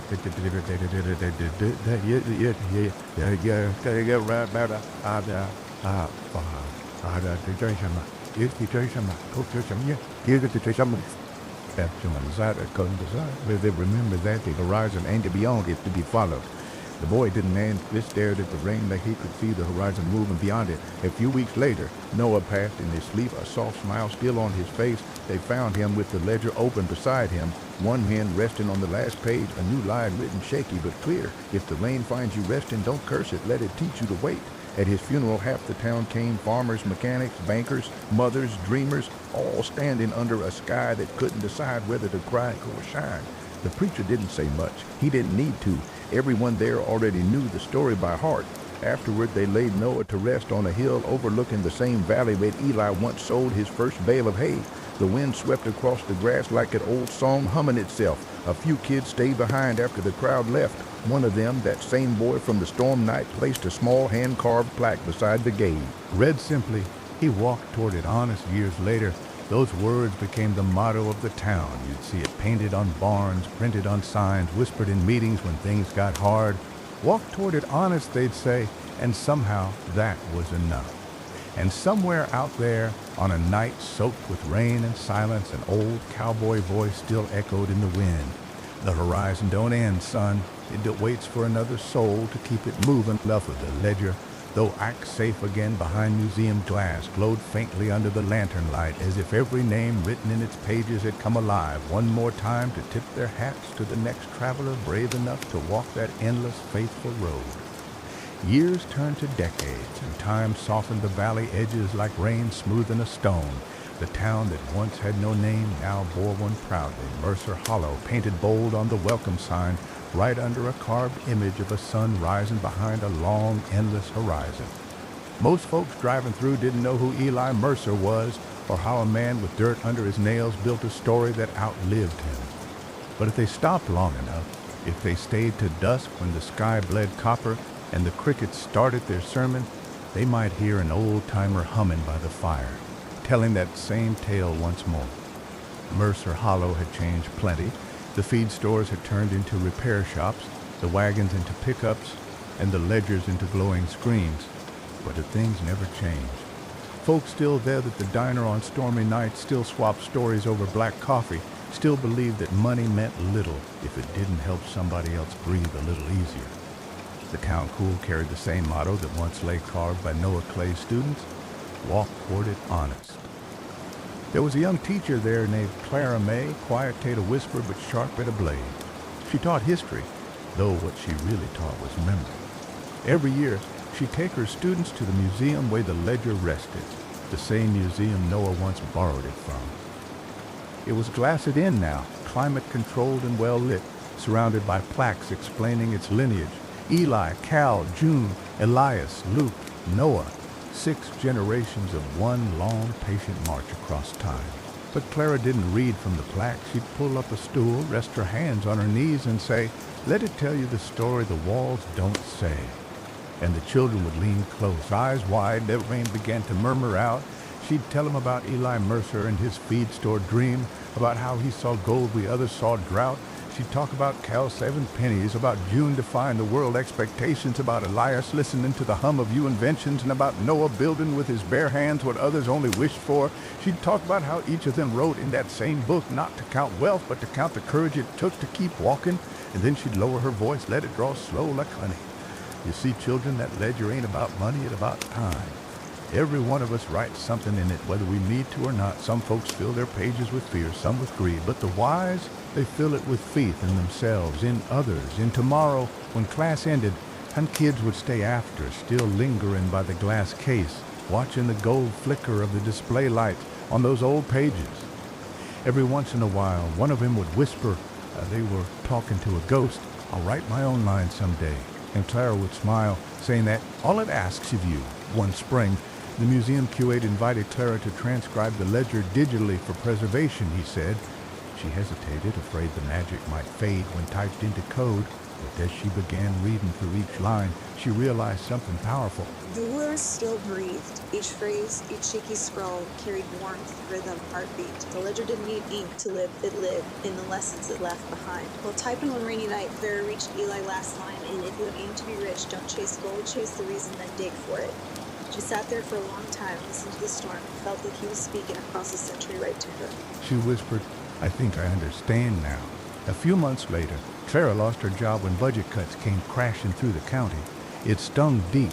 She'd given her heart to that classroom, and now she was left adrift.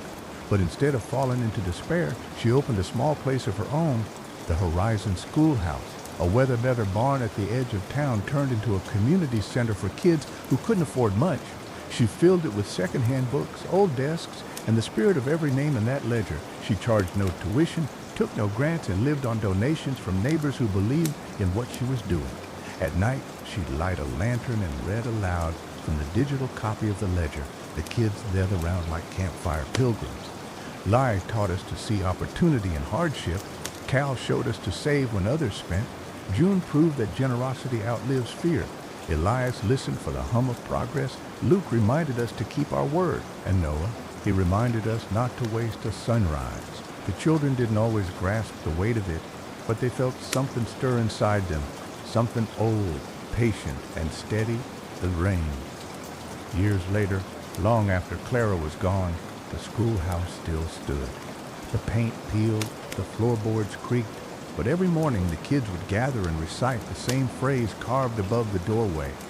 The horizon don't belong to no man, but it'll follow them who walk honest. Some of those children went on to become teachers, engineers, farmers, coders, nurses. They scattered far across the land carrying the same quiet fire. And though they built their lives in cities and towers far from the valley, each one of them still heard that cowboy whisper now and then, a voice born in dust, echoed in rain. Don't waste your sunrise, kid. Walk toward it honest.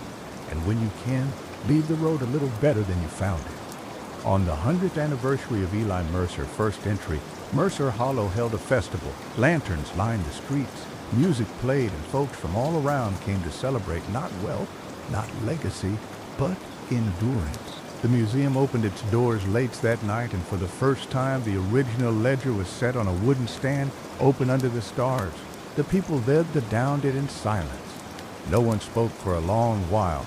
Then, a boy couldn't have been more than 10 stepped forward, looked at the book, and said in a small voice, "Can I write something too?" The curator, eyes wet, nodded. The boy leaned forward, hands trembling, and wrote one small line at the bottom of a fresh page. "Thank you for keeping the light on." The wind rose gentle through the hollow, rustling the lanterns. Somewhere in that hush, it felt that every soul who held a pen to that book smiled. The rain started falling again, soft and silver, blessing the ground like it always did. And the horizon, that endless, faithful thing, stretched that a little farther, waiting for whoever would come next. When the rain eased that night, the town lights shimmered across puddles like coins scattered by angels. The festival crowd thinned and the lanterns burned low, but the little boy's words stayed glowing faint on that open page. "Thank you for keeping the light on." The curator left the ledger just as it was, letting it rest beneath the stars until dawn. Somewhere, deep in the folds of history and faith, it felt like the book was still writing itself. The names had gone, but the rhythm remained, a quiet heartbeat aping through the soil, through the barns, through the men and women who still believed that time could be tamed with patience and purpose. Morning broke with the smell of wet earth and new beginnings. The townsfolk went back to their chores, their shops, their fields. The ledger was returned to its glass case, but it was no longer seen as just a relic. It was a mirror, showing every man and woman what they could still become if they held steady. One of those who felt its pull strongest was Mason Ward, a truck driver who'd come through Mercer Hollow on deliveries for years. Wasn't much for stories, not till that night he'd stopped by the festival, waiting out the rain. He saw that boy write his line and felt something stir in his chest, something he thought he'd buried under miles of highway and years of debts. He'd lost near everything once, his farm, his family, his belief that a man could make right what life made crooked. But seeing that ledger, that book of second chase, reminded him that maybe he still had a road left to walk. Mason took a picture of that last page before he left. For weeks he couldn't stop thinking about it. Every dawn he drove east, chasing the sunrise, he'd whisper to himself, "Keep the light on." Little by little he started changing. He quit gambling at the truck stop, started paying back what he owed, called his daughter for the first time in years. He even began writing down the lessons he learned from the road about honesty, about humility, about what it meant to lose and find again. He called it the Road Ledger. He shared it online one day, not thinking much of it. But those words spread fast, folks reading them in cities, small towns, even overseas. Mason didn't talk fancy. He just told the truth. He wrote about the mercy of strangers, the patience of rain, the beauty of small starts, and somehow, in a world full of noise and rush, that honesty caught fire. Reporters came looking for him, asking if he got his wisdom. He told them about Mercer Hollow, about the ledger that started it, about a man named Eli who sold the horizon and bought it back with grit. They wrote stories, filmed documentaries, filled the internet with his drawl and his gravel rough words. And in every interview, Mason ended the same way. "We're all holding our own ledger, friend. Question is, what are you writing in yours?" He never took a dime for it, never sold the rights. When his book went to print, he insisted half the profit go to small-town libraries and trade schools. Books in hands, he said, that what rebuilds a nation. Back in Mercer Hollow, the museum added a new case beside Eli Ledger, a digital tablet scrolling Mason Road Ledger entries. Folks young and old stood in front of it for hours, watching his words roll slow across the screen, the campfire smoke. It was the same language, you're told, in new ways. The cowboy spirit had traded its horse for horsepower, but its soul was still the same. In time, schools across the state started teaching both ledgers, the old and the new, as part of what they told the Horizon curriculum. It wasn't about finance anymore, not real. It was about endurance, kindness, and the compound interest of goodness. Students learned how patience builds more than profit, how small daily choices shape entire generations. One year, the governor visited Mercer Hollow to give a speech about progress and innovation. But when he stood before the crowd, he didn't talk about factories or highways. He talked about the ledger.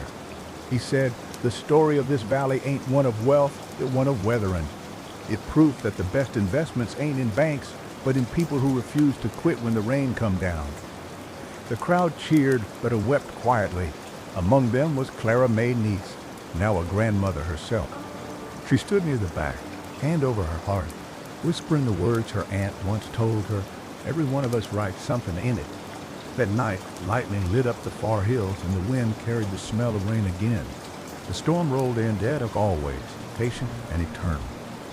Somewhere in town, a boy sat by a window, watching it fall, a notebook open in front of him. He wrote slow, careful, the way folks do when they're trying to carve truth instead of words. Someday, he wrote, I'll walk the road they started, I'll sell my own horizon, and I'll buy it back with time. He didn't know it yet, but those words would find their way online years later, travel across oceans, inspire strangers to start over.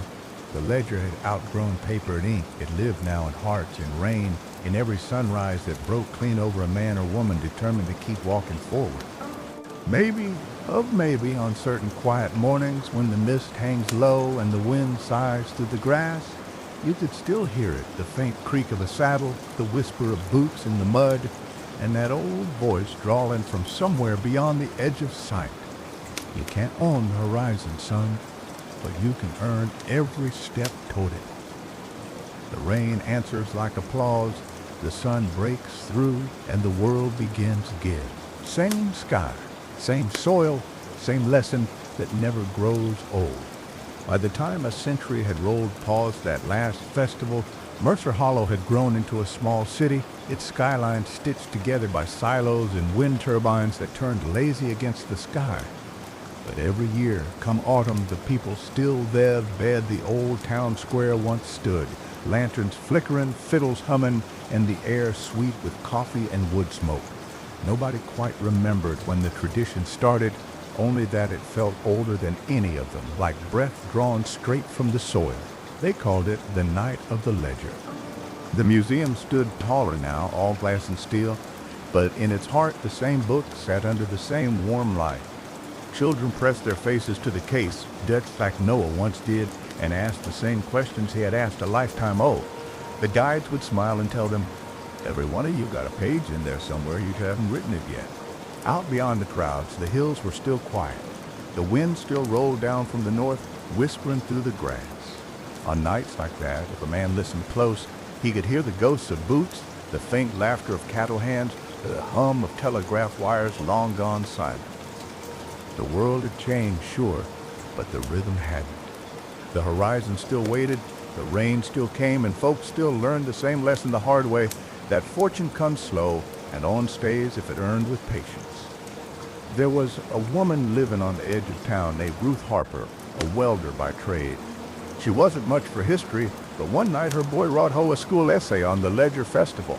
He had to be a Smay or he had written about Eli Mercer and the feed store and how patience is the most expensive thing a man can afford. Ruth read it twice and felt a lump rise in her throat. She'd been saving for years, working double shifts, trying to open her own repair shop. Every time she came close, life found a way to snatch the coin back. But that essay lit something in her. She drove into town, stood before that case, and stared at those faded pages till the custodian flicked the lights off. Before she left, she whispered, "All right, old man, I'll keep walking." It took her 5 more years, but the shop opened, Horizon Ironworks. She fixed plows, tractors, even school fences, never cheating, never rushing. When kids stopped by to watch the sparks fly, she'd tell them, "Don't worry about how bright it burns, just keep feeding the flame." Folks laughed as she talked like one of them old-time cowhands. She just grinned and said maybe the dust never left this valley after all. When her first apprentice graduated, Ruth handed him a small notebook, blank but for one line written in grease pencil across the cover, "Keep your word. Keep welding forward." Looked puzzled. She chuckled. "It was the new kind of ledger, kid." Soon, dozens of tradesfolk started their own ledger's digital paper, scratched into wood, recording every job done honest, every lesson learned. The museum began collecting copies, calling them the Working Hands Archive. Scholars came to study how one dusty book from a forgotten cowboy had shaped a culture of craftsmanship that outlasted every market crash and trend. One winter, a storm rolled through harder than any in living memory. Power failed, comm towers froze, the whole city went dark.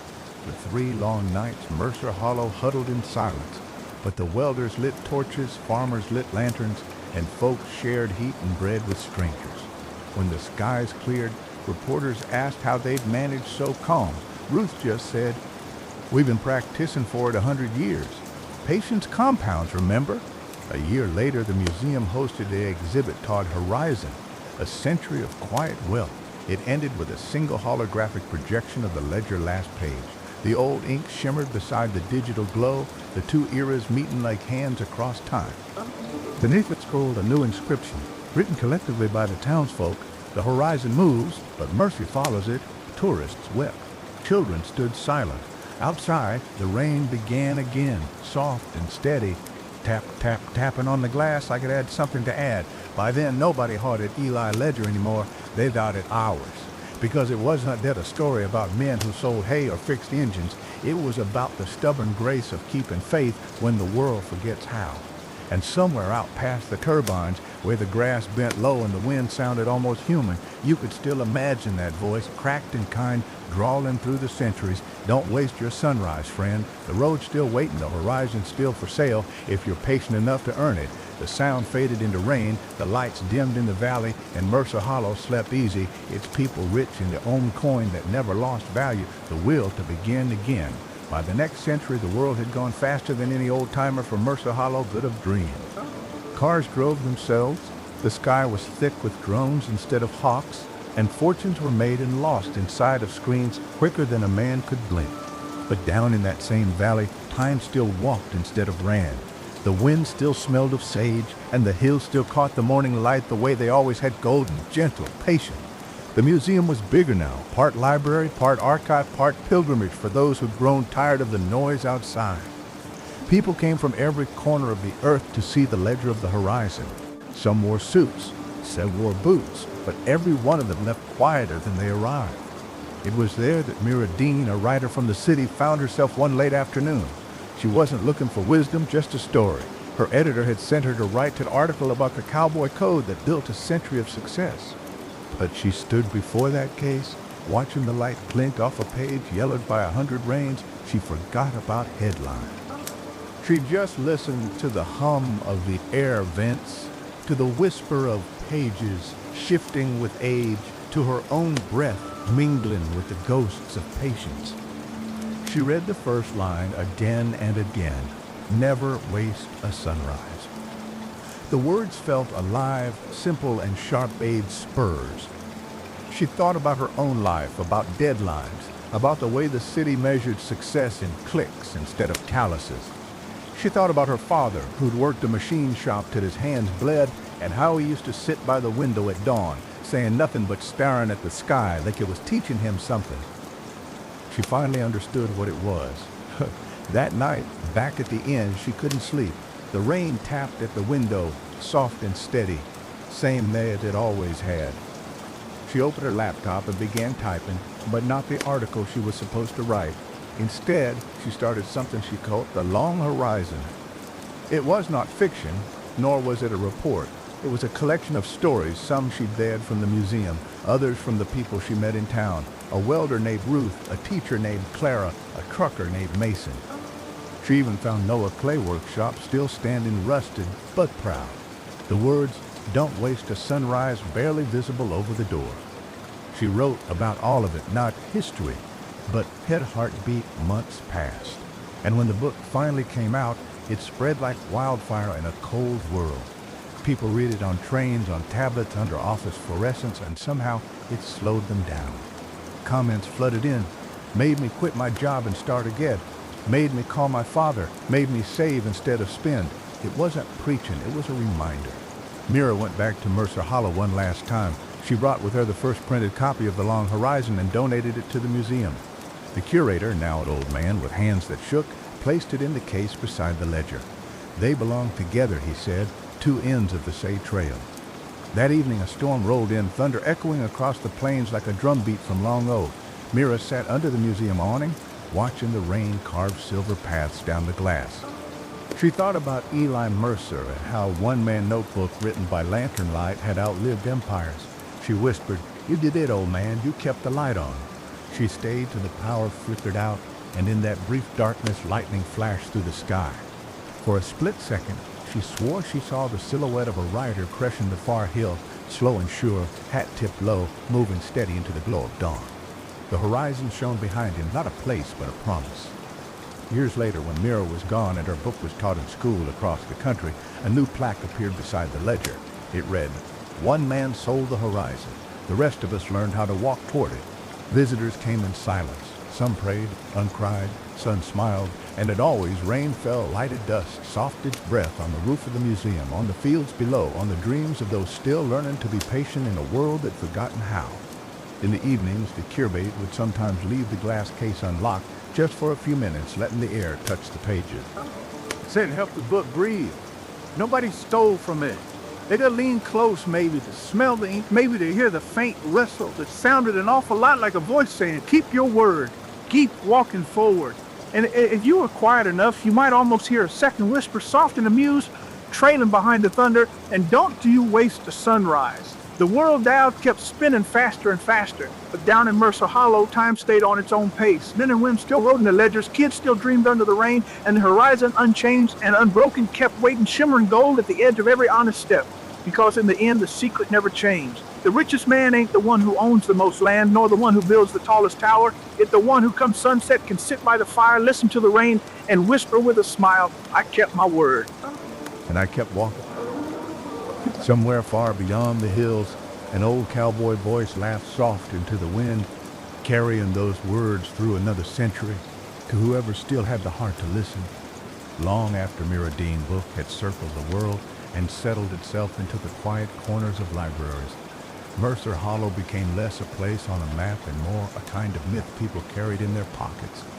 You could see its ets in the small towns that refused to die, in the workmen who still wiped their hands on rags instead of screens, in the soft-eyed teachers who still told stories instead of giving lectures.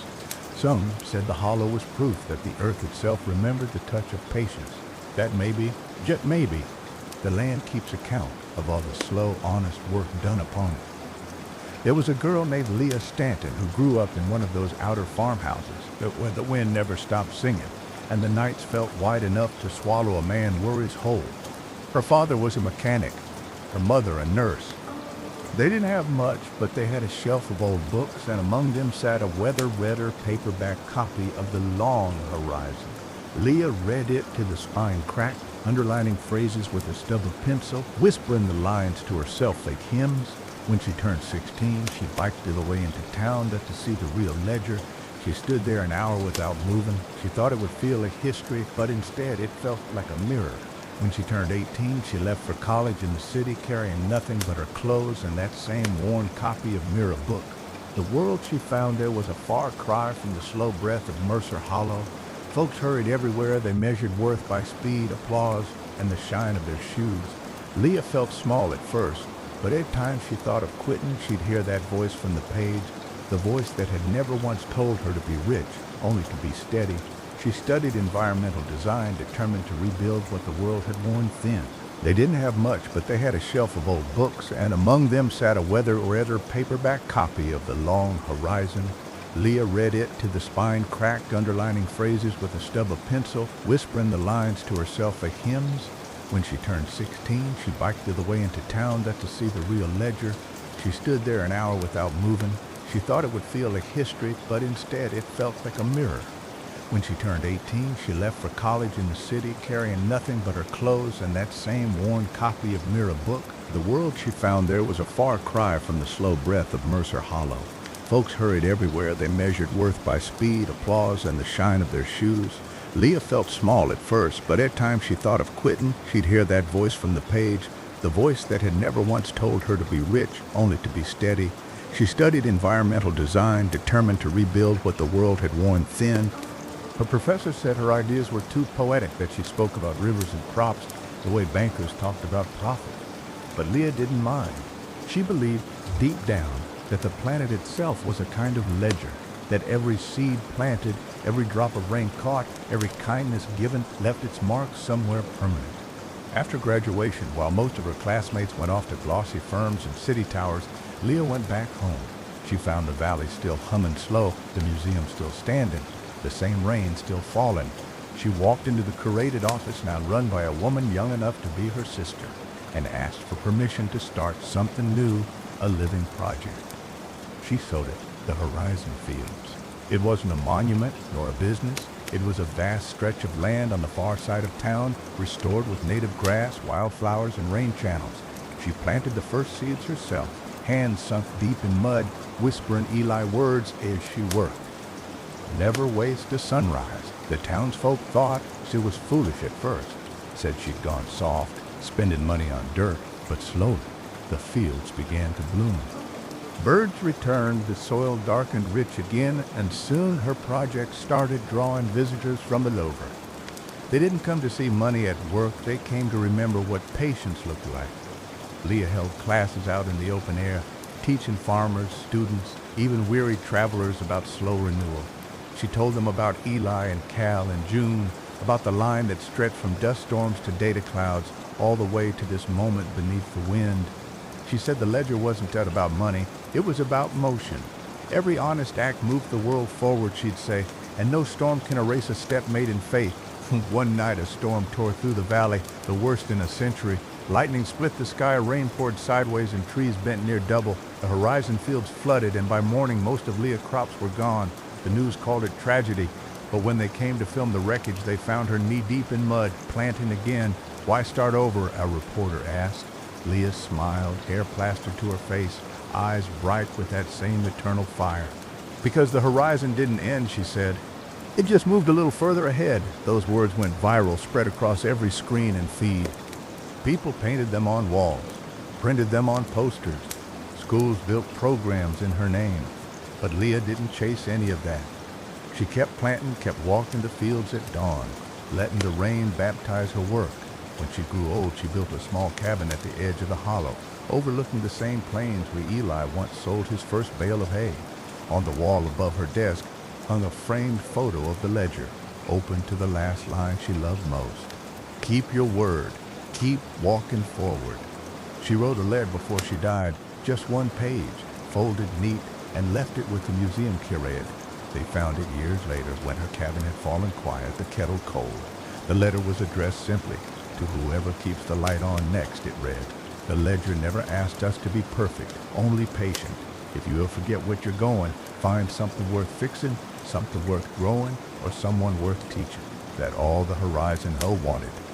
The curate placed the letter beside the original ledger, and together they glowed faint under the lamplight, paper and purpose side by side. Outside, the wind shifted.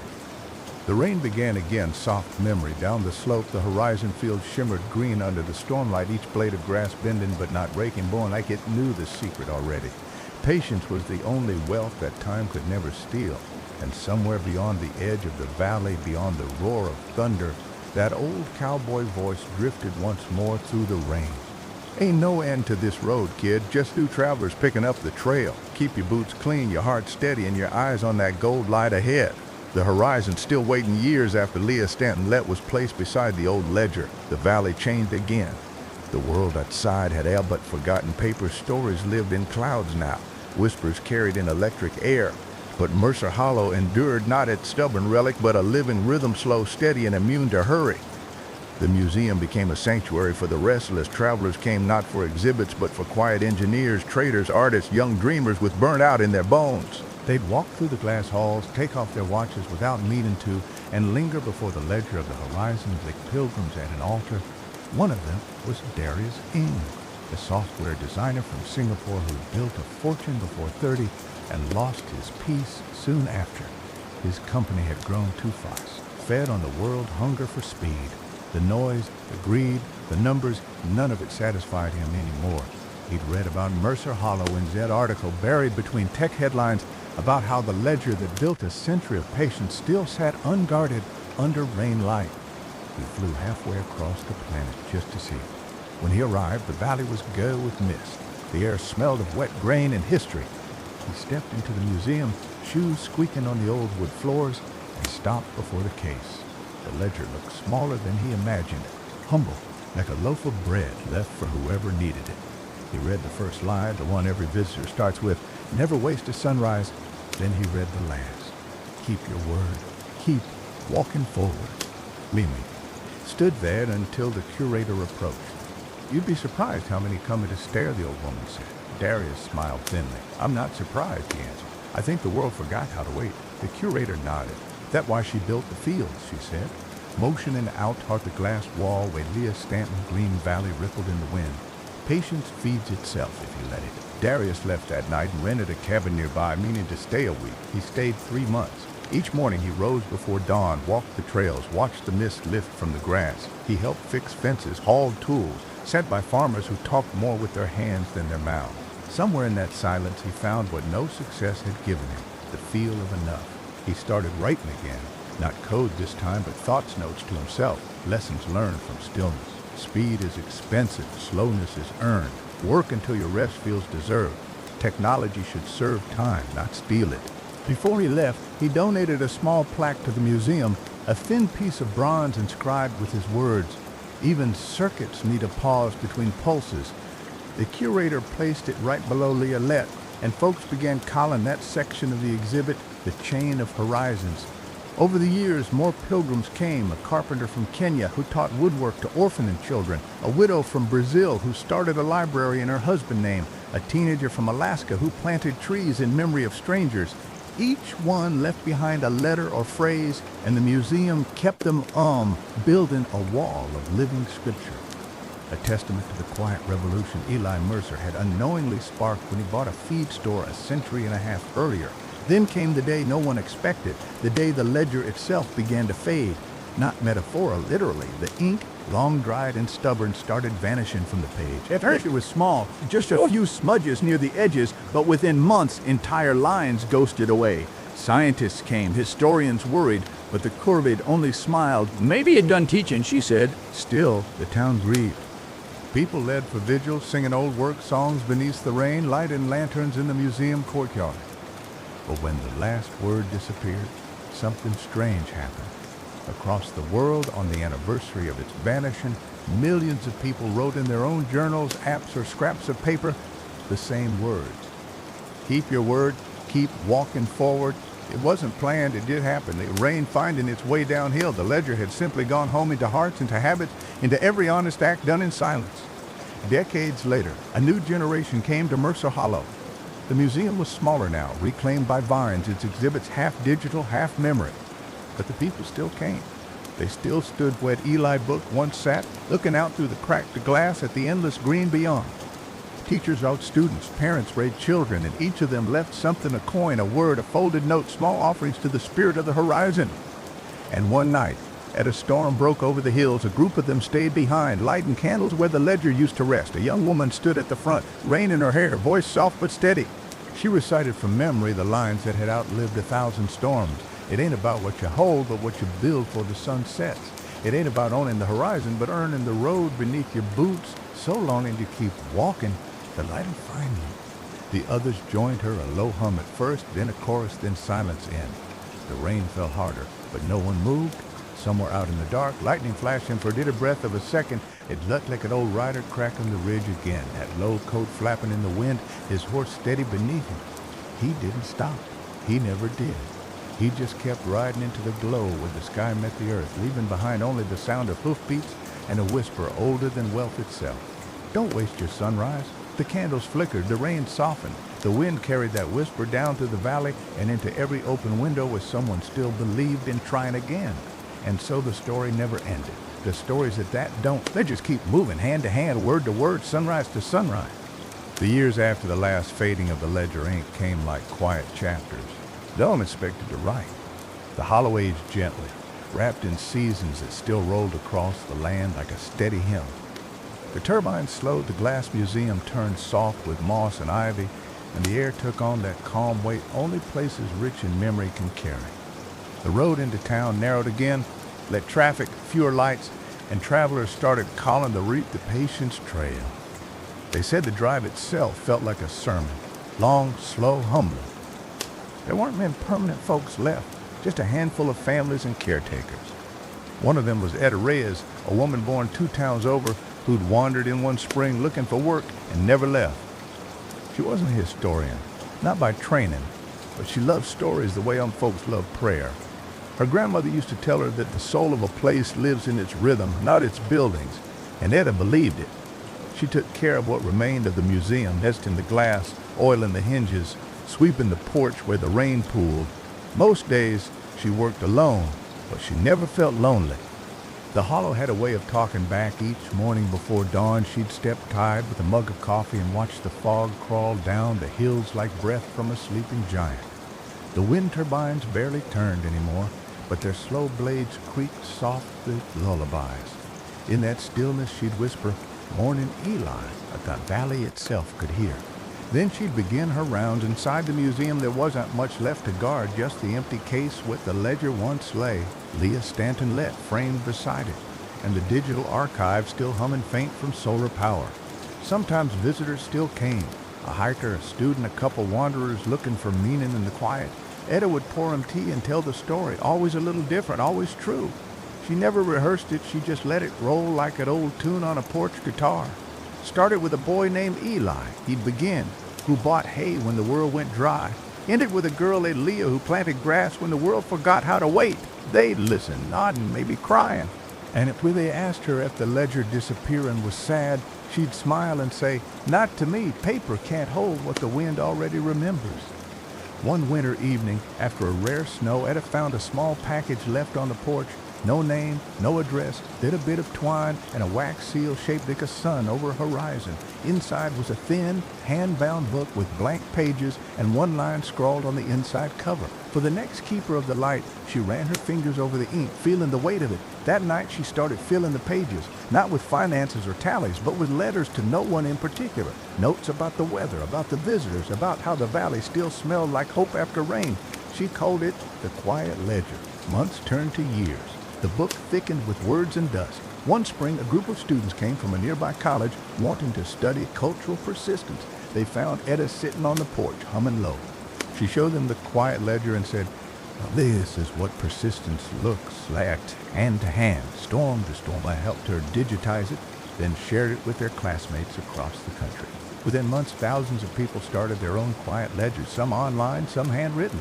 They wrote down lessons from their lives, not for show, but for remembrance. Things I learned by losing, things I fixed that no one saw, mornings I didn't waste.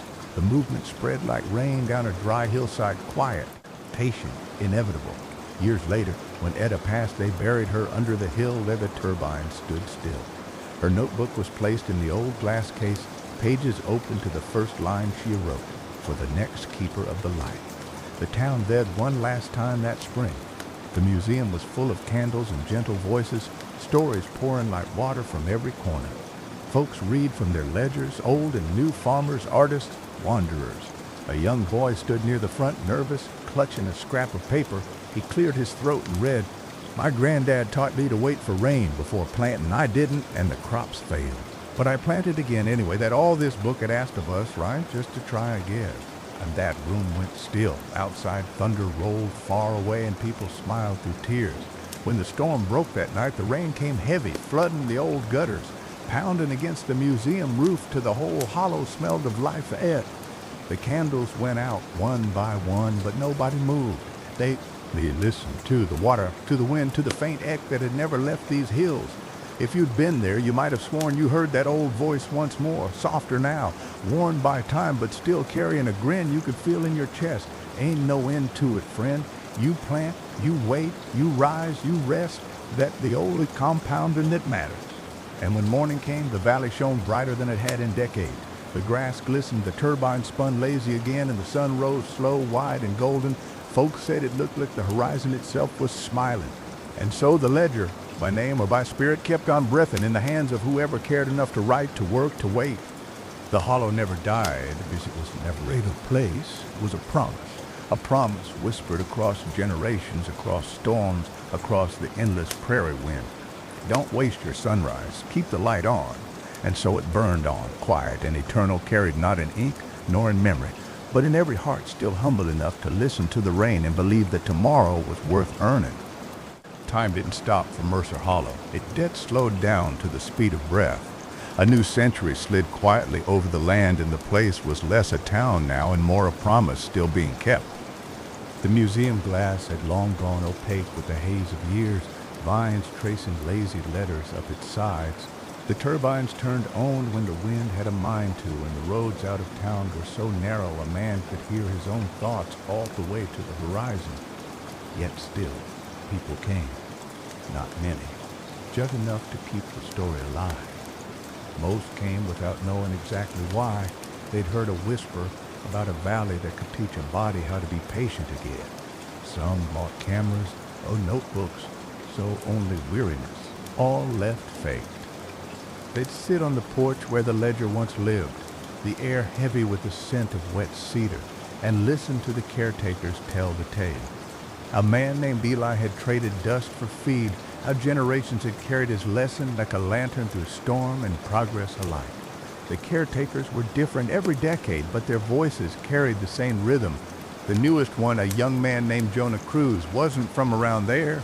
He was a city boy, skin pale from office light, eyes dim from too much success too soon. His doctor had told him to slow down or die fast, and somewhere between fear and hope, Jonah found himself driving into the hollow on a dawn that smelled of rain and reckoning.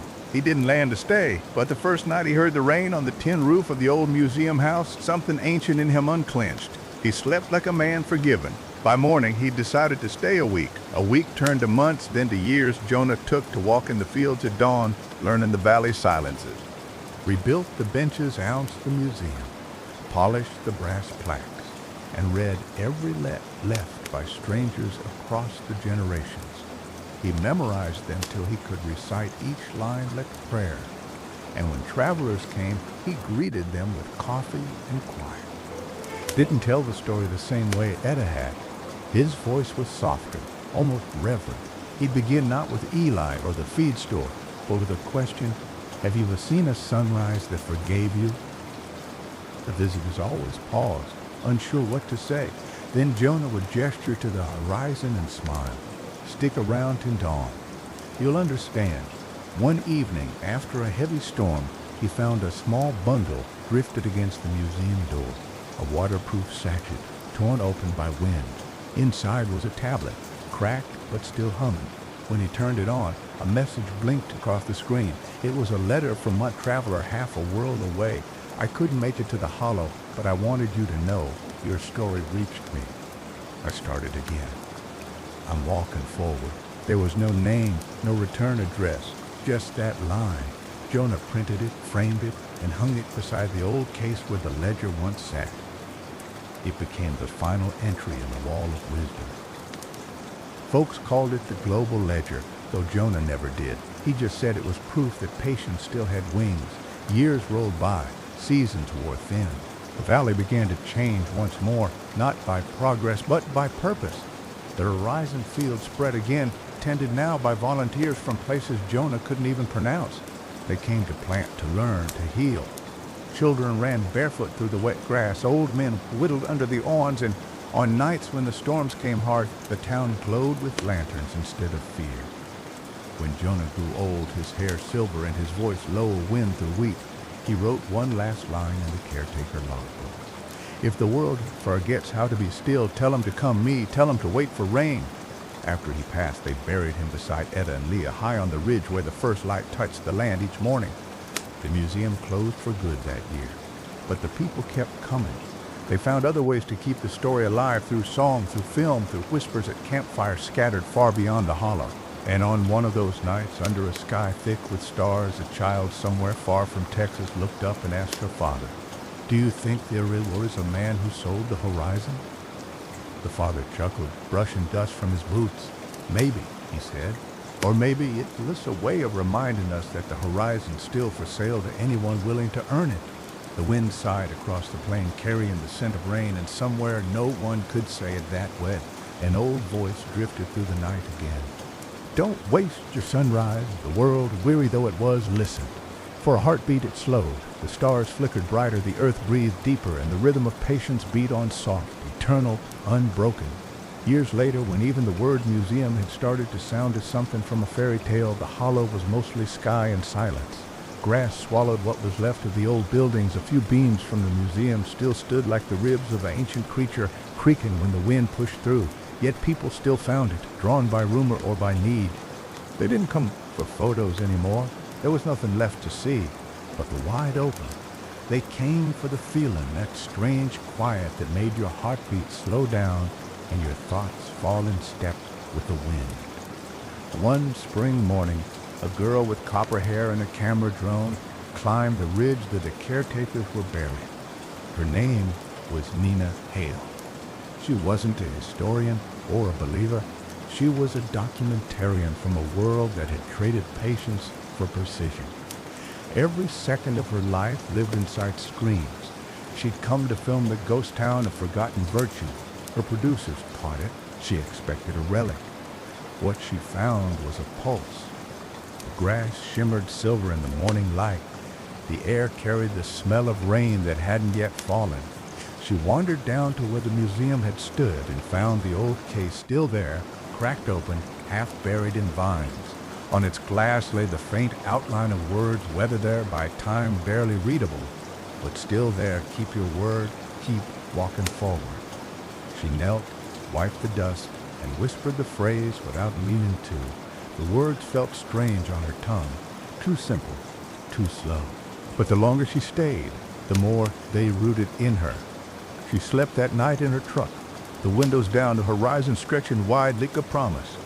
When dawn came, she didn't reach for her camera first, she just watched. It was the first sunrise she'd truly seen in years. Instead of film, she started writing notes. Not scripts, not narration, just thoughts. The horizon is quieter than memory, stillness makes sound. Patience is not old, it's honest. She filled pages till her hands cramped, and by the end of the week, she knew she couldn't go back to her city job. She stayed another month, gathering whatever pieces of the story still clung to the earth. Leah Fields now wild and free, Etta cabin half collapsed but still smelling of cedar. Jonah bench carved with initials of travelers who'd stopped to breathe. When she finally left, she didn't take footage. She took soil, a handful from the ridge, kept in a glass jar. Back in the city, she quit her job, rented a small studio, and started a project she called The Patience Archive. It wasn't a documentary. It was a network of voices, farmers, teachers, welders, wanderers, recording their stories about what they'd learned from stillness. She built it slow, refusing funding that demanded deadlines. Her friends called her crazy, but strangers started listening. Within a year, thousands of people had added their voices, each one leaving behind a sentence that sounded like something Eli might have written. I fixed a broken gate and found my temper. The rain forgave me for rushing it. I finally said sorry before it was too late. No fame followed, but that wasn't the point. The archive grew quietly, patient till moss on stone. One winter, Nina went back to Mercer Hollow to record the wind. That was all she wanted, a sound no one could replicate. The snow came early that year, covering the valley in white, so pure it hurt the eyes. She walked to the ridge and set her recorder down beside the caretaker stones. When she played it back later, the wind hummed low, and in the middle of it, just for a second, there was another sound, so faint she almost thought she'd imagined it. A voice. Cracked, warm, familiar, the smell of rain. Don't waste your sunrise. She froze, rewound, listened again. The same whisper. Nina smiled through tears. All right, she said softly to the cold air. I won't. She published that 1-minute recording online with no title, no description, just the sound of the hollow breathing. It spread like fire through silence. Millions listened without knowing why it mattered. They only knew it calmed them. Comment sections filled with quiet gratitude. I played this before bed and slept for the first time in months. My kids stopped crying when the voice said the words, "It sounds like home," though I've never been there. The legend of the hollow became a rhythm again, not a relic. People carried its lesson like they carried songs. A new saying grew out of it. Modern yet eternal reset with the rain. Farmers used it when waiting for crops. Coders used it when projects crashed. Lovers used it after fights. It meant pause, breathe, begin again. And beneath all those small starts, somewhere between heartbeats and raindrops, the horizon waited. Patient as air. Years later, satellites passed over the hollow, recording its coordinates for digital archives. The data logs showed something strange, faint, electromagnetic pulses rising from the valley. Every dawn, a pattern too rhythmic to be random. Scientists couldn't explain it. They called it atmospheric resonance. The locals just smiled and said that Eli tapping his ledger again. And so the story kept echoing, not in words anymore, but in frequency, in the hush before sunrise, in the pause between thunder and rain. The horizon had outlasted ink, paper, even memory itself, but it hadn't outlasted faith. Some nights when the world noise grew too heavy, people everywhere would play Nina recording. They'd close their eyes and hear that whisper buried in the wind. Keep your word, keep walking forward. Across continents and centuries, men and women, tired, hopeful, and human, would nod into the dark, whisper back through tears, "We will." The rain would start again, soft and silver, blessing whatever part of the world still had the courage to listen. And the horizon, oh, that faithful, endless thing would smile once more, waiting for the next soul brave enough to earn its light. Generation passed then, and by the time another century crept in, the name Mercer Hollow had become half myth, half geography, mentioned in digital textbooks, sung about in small-town choirs, studied by philosophers who tried to explain why a single line, "Don't waste your sunrise," could outlive empire.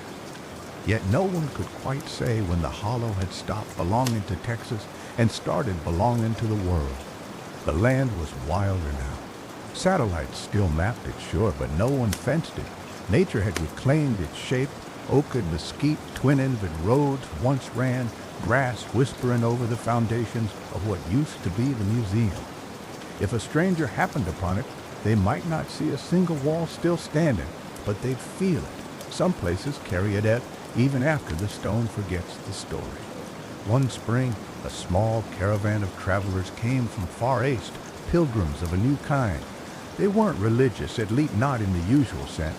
They called themselves the keepers of the first light, teachers, engineers, storytellers, healers, all who'd followed the legend of the horizon through the years. They came not to worship, but to witness. The group set camp along the ridge, their tents glowing like embers against the dark. At dawn, they stood barefoot in the dew and faced the east. No sermons, no music, just breath. Then one of them, an old woman with a scarf the color of rain clouds, opened a thin device from her pack.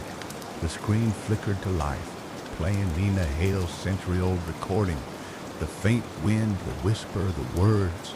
When the voice came, "Don't waste your sunrise," some closed their eyes. The wept, they simply smiled like they'd come home. They stayed for weeks, tending the fields Leah Stanton had once planted generations back. Seeds had survived beneath the soil, and with a little care, green life rose again. They rebuilt the ridge path, cleared the stones of Jonah and Etta, left small wooden plaques carved by hand.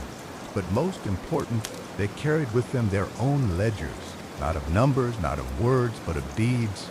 Every day, they'd add one line, a kindness done, a wrong made right, a promise kept. When the pages filled, they'd burn them under the open sky, the smoke curling upward like a letter to whoever still watched the horizon. By the end of their stay, the hollow looked alive again, not tamed, but tended. They didn't leave monuments or fences, only a small wooden post by the trail with 4 words etched deep enough to outlast rain. Patience built this place, and they left, vanishing back into the wider world, each carrying a jar of soil, a recording of the wind, and a vow whispered at sunrise, "Keep the light on." Centuries have a way of stretching truth thin until it shines clear. The tale of the man who sold the horizon changed shape, but never its soul. Some said he was a merchant. The sea has said a mystic. Seahead he never lived it at. That the ledger was only a story made up to remind mankind what faith in time can do. But stories, when they live long enough, stop caring about facts. They start living in the pulse. In the age that followed, the world learned then to measure wealth in roots and roofs instead of coins. Technology didn't vanish, it just quieted. Machines hummed with rhythm instead of haste. People worked in seasons instead of sets. And though they called it progress, it looked a lot like patience rediscovered. They built schools named Horizon Halls, cities laid out by the compass of dawn. Every building had a plaque somewhere on its wall that read, "Keep your word, keep walking forward." Children learned it before they learned numbers. It became less a motto, more a heartbeat. On the 1000th anniversary of Eli Mercer's first entry, a ceremony was held not in Mercer Hollow, because by then it was sacred and untamed, but in every city square across the earth at once. At precisely the same moment, at dawn rose on each horizon, millions stood still. The broadcast carried the hum of wind from that valley, the same recording, the same whisper, and humanity bowed its head for a minute of silence. In that hush, the world felt small again. People in towers and deserts, in cabins and stations orbiting high above the clouds, all listening to the same breath of wind that had once passed through an old feed store 1,000 years before. And though no one said a word, every heart carried the same sentence. The horizon don't belong to no one, but it'll follow those who walk honest. When the minute ended, children everywhere lifted their faces to the sun. The sky glowed gold, and rain began falling somewhere, 'cause it always did. Later that day, in that far-off classroom, a young girl raised her hand and asked her teacher, "Was Eli real?" The teacher smiled the way you do when you know the answer doesn't matter. "He was," she said, "and so are you." That night, stars slid quiet over the plains. It began. The wind stirred again through the tall grass, humming soft and low. It sounded the pages turning, like boots on dirt, like 1,000 souls breathing steady. If you'd been there to hear it, you might have thought it said, "Ain't no finish line in forever, kid. Just more road and the mercy to walk it." Under that bounding sky, somewhere between the rain and the light, the horizon curved like a smile, unchanged, eternal, waiting for whoever would wake first tomorrow to begin again. Centuries folded into one another like waves melting in the shore, and still the story didn't fade. It simply changed its clothes. The new world that rose after the 1000th sunrise looked nothing like the one Eli Mercer had known. No horses, no wagons, not even fields in the way he'd pictured them, but his spirit, the rhythm of his reckoning, still rolled like thunder beneath the skin of humanity. They said that rhythm the long patience. It wasn't religion, not quite, nor was it politics. It was a way of remembering the old truth, that time could heal more than it had broke, if only men and women had the courage to walk slow. In cities that touched the clouds, in undersea domes, even in the settlements humming quiet on Mars, people still kept small ledgers, sometimes digital, sometimes inked by hand. They weren't for numbers anymore. They were journals of promises kept, mornings not wasted, decency recorded. Children filled theirs with dreams, elders with thanks. It became humanity's quiet heartbeat, a network of good intent stretching across every horizon that ever existed. Far from Earth, a man named Hollis Wren worked in one of them sky foundries floating above the upper atmosphere. He was a mechanic for the great solar collector's miles-wide fields of mirrors, catching the sunfire and sending it home to light the cities below. The job was lonesome and dangerous, and the silence out there could drive a soul toward madness if he didn't anchor himself in something steady. Hollis' anchor was a small charm his grandmother had given him, a scrap of parchment sealed in resin. On it were words so faded he could barely read them, but he knew what they said. "Keep your word. Keep walking forward." Every dawn, when the collectors turned and the first light spilled across the void, he'd whisper those words through his radio to the crew. Most laughed at first, calling it old superstition, but one day, when a storm of charged particles hit the foundry and fried half their systems, it was those words that steadied their hands. "Keep walking forward," Hollis said through the static, voice firm and stone. They made it through the storm without losing a soul. After that, nobody laughed. The phrase became the unofficial motto of the sky foundries. Years later, when Hollis retired, the engineers carved his words into the metal struts of the main station. "Patience built this place. Courage keeps it." He went home to Earth, old and quiet, and settled near the ruins of Mercer Hollow. He said he wanted to see where it began. The valley was still there, wilder, fuller, alive with birds and wind. The grass came up to his knees, and when he stood in the middle of it, he felt the same hush Eli must have known that first morning when he'd opened his feed store and bet his life on the sky. Hollis found the ridge where the caretakers rested. The stones had worn smooth, but the carvings were still legible if you ran your fingers deep. He knelt there and set his charm in the dirt, whispering, "Guess the light found him," after him. Then he stayed till sunset, the horizon burning copper before melting into night. The story might have ended there if not for the girl who found the charm years later. She was a local botanist named Marin Hewitt, part of a team studying the valley's strange magnetic hum. Years later, when Hollis retired, the engineers carved his words into the metal struts of the main station. Patience built this place. Courage keeps it. He went home to earth, old and quiet, and settled near the ruins of Mercer Hollow. He said he wanted to see where it began. The valley was still there, wilder, fuller, alive with birds and wind. The grass came up to his knees, and when he stood in the middle of it, he felt the same hush Eli must have known that first morning when he'd opened his feed store and bet his life on the sky. Hollis found the ridge where the caretakers rested. The stones had worn smooth, but the carvings were still legible if you ran your fingers deep. He knelt there and set his charm in the dirt, whispering, "Guess the light found thee, after all." Then he stayed till sunset, the horizon burning copper before melting into night. The story might have ended there if not for the girl who found the charm years later. She was a local botanist named Marin Hewitt, part of a team studying the valley's strange magnetic hum. She pocketed the resin scrap, thinking it was just debris, until she read the words sealed inside. Something about them stopped her heart for a beat, like she'd just stumbled onto the oldest secret in the world. That night, back at her camp, she looked up the phrase and found herself falling down a river of history that stretched all the way to Eli Mercer time. By morning, she decided to start something new, a global project to map every known version of the Ledger Creed. She coded the Horizon Genome. Her team traveled to archives, ruins, cloud networks, even deep space colonies, collecting fragments of patience left behind across ages, a poem in Nairobi, a mural in Tokyo, a voice recording from an old lunar outpost that whispered the same words through static. Every language, every dialect, carrying the same heartbeat. When the project finished, they found a pattern, not of faith, not of blood, but of rhythm. The phrases formed a spiral, like rings in a tree trunk, all leading back to one center, the coordinates of Mercer Hollow.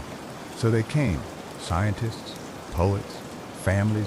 They rebuilt a seagull structure. They're not a museum this time, but a beacon, a tall glass tower filled with rainwater and light. At dawn, it caught the first sunbeam and scattered it across the valley in 1,000 golden shards. The people called it the Horizon Pulse. It wasn't sacred, but when it glowed, even the wind went quiet. Inside, carved on a sill stone slab beneath the waterline, were the words of all who came before. Never waste a sunrise. Keep your word. Keep walking forward. Patience built this place. Every dawn, the tower reflection stretched across the fields, a line of light running straight into the horizon. Pilgrims would walk that path barefoot, just to feel the soil underfoot. Some said they heard whispers in the wind, voices layered through centuries, all saying the same thing in 1,000 tongues. You made it, friend. The light's still on. When night came, stars filled the glass tower like embers. Somewhere far above, in orbit, the solar foundries flashed back the same light, answering in time. The cycle was complete. Sun to earth, earth to sky, patience to progress, and back again. And though no one could point to Eli Brave, every dawn the valley itself bowed golden with memory.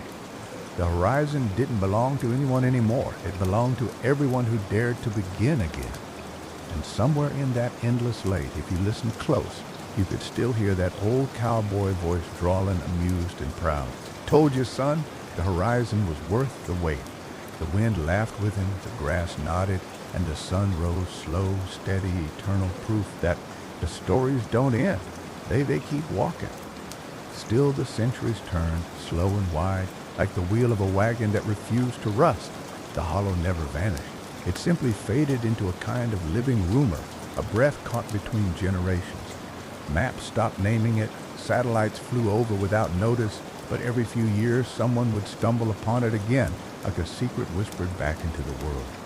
The tower still stood, though smaller now, worn by wind and time, its glass scarred but unbroken. When dawn struck its face, the light bent through the fractures and scattered across the valley like shards of old memory. Folks said it looked thin if the sky itself remembered how to blush. It was during one of those dawns that Tomas Ibarra, a traveler from the southern reaches, found himself wandering into the hollow. He wasn't a pilgrim or a scholar, yet a man running from noise. The cities had become too loud, too full of urgency and promises with no roots. He'd spent years chasing the next thing, till one night he woke with the heavy feeling that his soul was still a mile behind him, waiting to be caught up. So he walked away. The trail led him west, through quiet towns, across dry plains, until he came upon a stretch of earth that felt somehow awake beneath his boots. He followed the wind, and before long, the land opened into the wide basin of Mercer Hollow. He didn't know its name, but the air told him enough. It was a place that had been patient with time. The first thing he noted was the hum, not loud, not constant, just a low vibration under the soles of his feet, like a song hummed by the ground itself. Followed it to the tower, now half buried in ivy and dust. The water inside still shimmered, faintly catching the sun like a memory holding on for dear life. On its base, the words remained, worn but legible, never waste a sunrise. He traced the carving with his fingers and felt that ache he couldn't name. It was that if all the tiredness of the world had finally been given a voice that was not angry, distant with weary and kind. Tomas camped by the tower that night. As the stars came out, he thought of all the things he'd left behind, unfinished letters, broken friendships, a trail of maybes and next times. The wind was gentle, like someone shushing the noise in his chest. When morning came, the horizon bloomed gold, and for the first time in years, Tomas didn't reach for his pack or his phone. He just watched the light crawl across the tower and spill into the field. A thought rose quiet in him. Maybe this is what wealth feels like, stillness paid in full. He stayed 3 days, fixing the fallen stones, clearing weeds from the old path. On the last day, he found a scrap of metal near the base of the ridge, a tag from an unforgotten piece of machinery. He etched into it the words he'd been thinking and hung it on the door of the tower with twine, it said. Patience built it too. Then he left. Walking east toward the rising sun, his steps slow but sure. And though he never came back, travelers who passed through years later found the tag and left their own beside it. Soon the tower entrance was lined with dozens of little scraps of tin, copper, even stone, all etched with fragments of gratitude. I stopped running. The light waited for me. I kept my word. Over time, those fragments became their own kind of ledger, a wind chime of humanity whispering whenever the breeze came through. Scientists once tried to record the tones, thinking maybe the hum beneath the valley matched the pitch of the metal tags. They found something close in odd resonance that rose every dawn and quieted by dusk. They called it the horizon frequency. But folks who lived nearby didn't need a name for it, but they said it was the land remember the eps of everyone who paused long enough to listen. One summer, a group of children from a nearby settlement started coming to the hollow to play. They called the tower the Singing Stone, because if you pressed your ear against it, you could hear the faintest murmur of water and wind. Their teacher, a woman named Amara, turned their play into ritual. Every new turn, she'd bring her students to the tower and tell them the story of the man who sold the horizon. She'd paint to the words carved in stone, the tags jangling in the breeze, and say, "Thee isn't history, it's homework." You add your line when you've learned something worth teaching. Years went by, and children grew to adults, but they kept coming back each time, adding new words to the tower base. Eventually, the stones were covered edge to edge until you could hardly tell where one generation ended and the next began. The hollow became a kind of open journal, pages written not in ink but in deeds. Travelers from far beyond still came too, but fewer each decade. Some said the world didn't need reminders anymore, that patience had been learned at last. But when the storms came, when nations faltered, or when men forgot again, the hollow would hum louder, pulling folks back one more time. The road would fill with wanderers again, boots wet with rain, hearts ready to begin from zero. And so it went, rise and fall, lesson and forgetting, faith and finding. The ledger was gone, but its truth kept on living, shape-shifting through every age, in soil, in sound, in sunrise. Someday, maybe 1,000 years from now, maybe tomorrow, another traveler will find the tower buried deep in green and dust. He'll brush off the words, read them slow, and feel that same steady ache in his chest. And he'll smile, whispering what countless souls before him have said, each in their own tongue, their own lifetime. I hear you, old friend, the light's still on. And somewhere beyond the hills, across the patient wind, the fainted ache will answer, warm, familiar, endless. Good, now don't waste your sunrise. Another 1,000 years slipped by quietly, the way dawn slips between night and day. And by then, people no longer spoke of time in years. They spoke in cycles, measured not by calendars or clocks, but by how many times the valley bloomed after rain. The old tower still stood, though now it looked more like part of the landscape than a monument. Its glass had clouded, its base had sunk deeper into the soil, but each morning when the light hit dead right, it shimmered gold as, like the sun itself remembered the bargain it made with the earth. No one re-owned Mercer Hollow anymore. It was a free-laid half sanctuary, half myth. Travelers still came, even when most of humanity had moved skyward to live among the drifting cities and orbital farms. The Hollow was one of the last untouched places, a whisper of how it began. The stories were still told. Eileen Mercer, the man who sold the Horizon June and her mills Noah and his Sunrise Creed, the generations who had kept walking. Each retelling lamed the teals but never the heart. The horizon still meant what it always did. Hope that refuses to hurry. It was during one of those cycles that Ray Calder, a young star cartographer, descended from orbit to visit the valley. Dang it. Her maps charted galaxies, not countries, but she'd read about Mercer Hollow in an old archive, the only place on Earth that still showed no signal interference, no artificial grid. She came alone, guided by instinct more than mission, looking for silence to measure the hum of her own thoughts. Her shuttle touched down on a field of tall silver grass that bent like prayer toward the dawn. The air tasted clean, something she'd only read about in data logs. She followed a winding trail down to the ruins, her boots leaving soft impressions in the dew. The tower glimmered faintly in the distance. As she walked closer, she felt it before she heard it, a low, almost human resonance that thrummed through her chest. She stopped, knelt, and laid her palm on the ground. The hum pulsed, steady beneath her fingers, syncing with her heartbeat. It was faint but alive. "You're still singing, old friend," she whispered. By nightfall, she'd set up camp near the tower. The stars stretched endless overhead, the same ones Eli and every soul since had lit up to.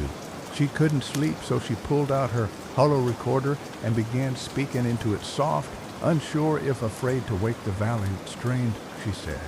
"We've mapped stars across galaxies, yet I feel closer to Infinity Eve than anywhere up there. The air hums as if remembering us." She paused, then added quietly, "Maybe that's what maps are for, not to find where we're going, but to remember where we started." The next morning, the first sunlight cut across the hollow, catching the fractured tower and scattering the glow through the mist. Ray stood there, motionless, watching the light spill like golden dust over her boots. She thought of every chart she'd have drawn, every star she'd have named, and for the first time she didn't feel the need to move. She reached into her pack and took out a metal plaque no bigger than her palm, one beat carried from her ship. On it she engraved new words beside the old. The stars waited, so did the horizon. She set it at the tower base, where the last of the old tags still clinked softly in the wind. Then, instead of leaving, she stayed. For months she studied the hum, the light, the wind patterns.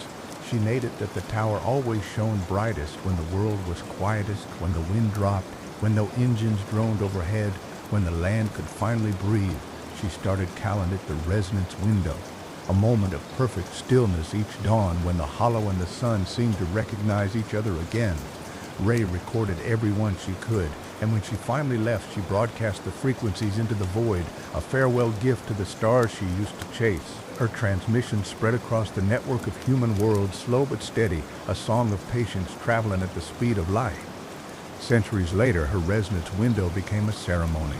Every colony, every outpost, every ship paused for 60 seconds at dawn to listen to the sound of the hollow. It wasn't music, it was memory. The hum became the anthem of humanity, humility. And no matter how far they wandered, every heart that stopped long enough to hear it remembered the same truth carved into the tower stone: never waste a sunrise. Eventually the hollow vanished beneath earth and time. The tower sank completely, swallowed by soil and seed. But the hum never died. Scientists call it background resonance. Philosophers cough at the heartbeat of patience. Poets called it the horizon dreaming. And maybe if you were standing somewhere far enough from the noise on a ship between stars, on a mountain untouched by machines, you could still hear it too, that faint drawl, soft that memory, echoing through everything that still dared to grow slow. It'll come on, get ready. And it always did.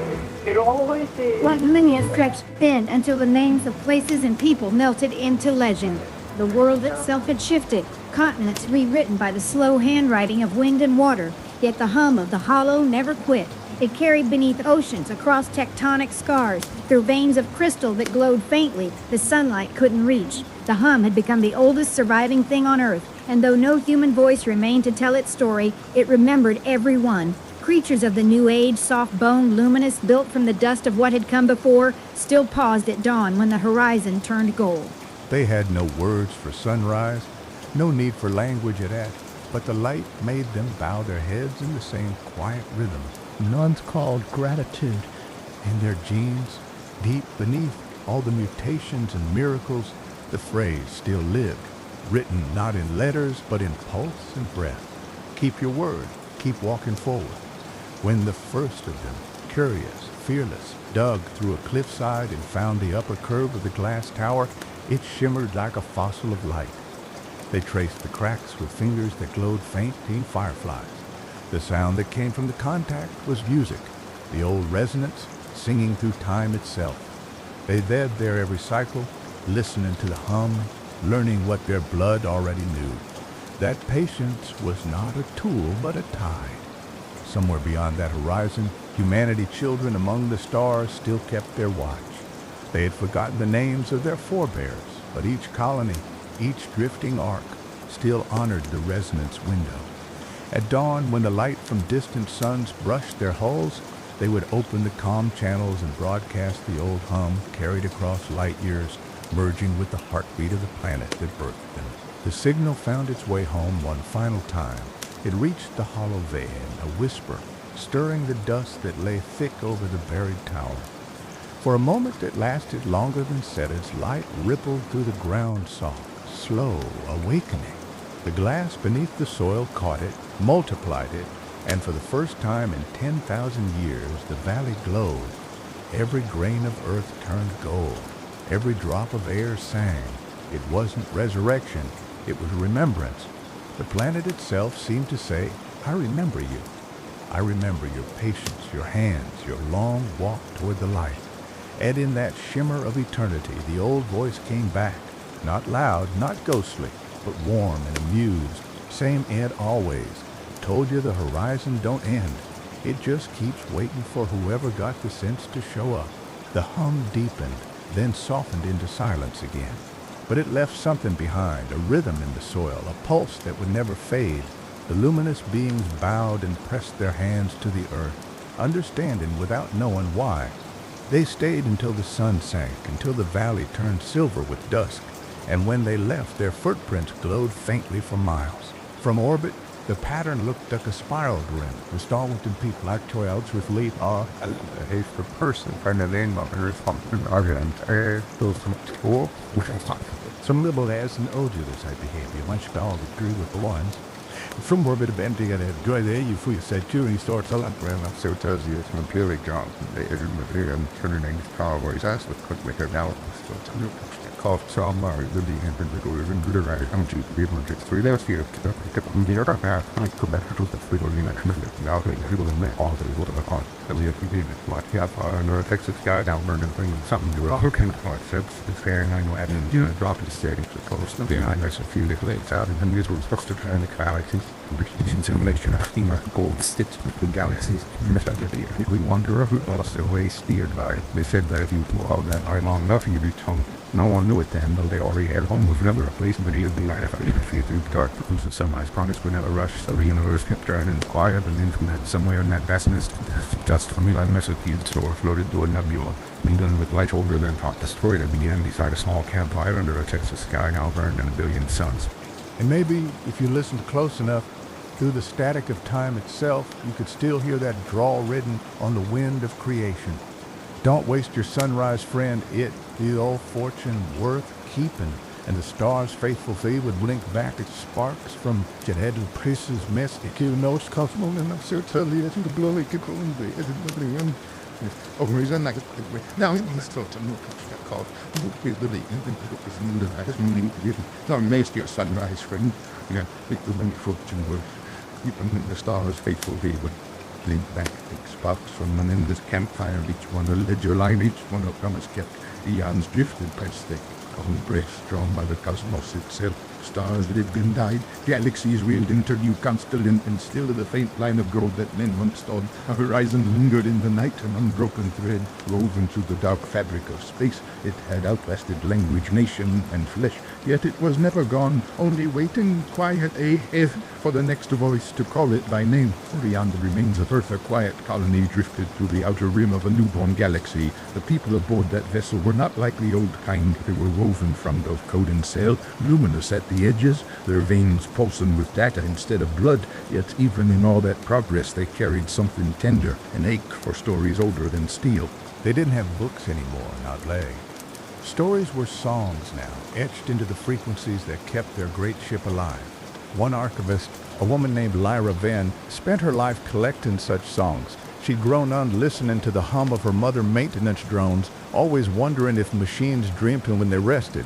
When she was older, she learned the story of a frequency ancient, unsourced, older than all their records, that matched no natural pattern. Some said it was cosmic background noise, others called it superstition, but Lyra felt it like a heartbeat. They named it the Mercer tone. For decades she searched for its origin, building arrays, stretching receivers across moons, tuning them to the pulse of the stars, and then, one quiet shift between suns, she caught it. A clear resonant, steady breath. It wasn't a signal sent from anywhere. It was a memory playing itself through time. The same hum that once rose from the soil of Mercer Hollow was now hummed through the dust of the universe. She listened for hours. Beneath the tone, faint dream came a whisper, whether kind, impossibly human. Keep your word, keep walking forward. It wasn't a miracle. It was a voice built into the very fabric of creation, a lesson fossilized in frequency. Lyra wept, though she didn't fully know why. She played the recording for the others aboard the vessel.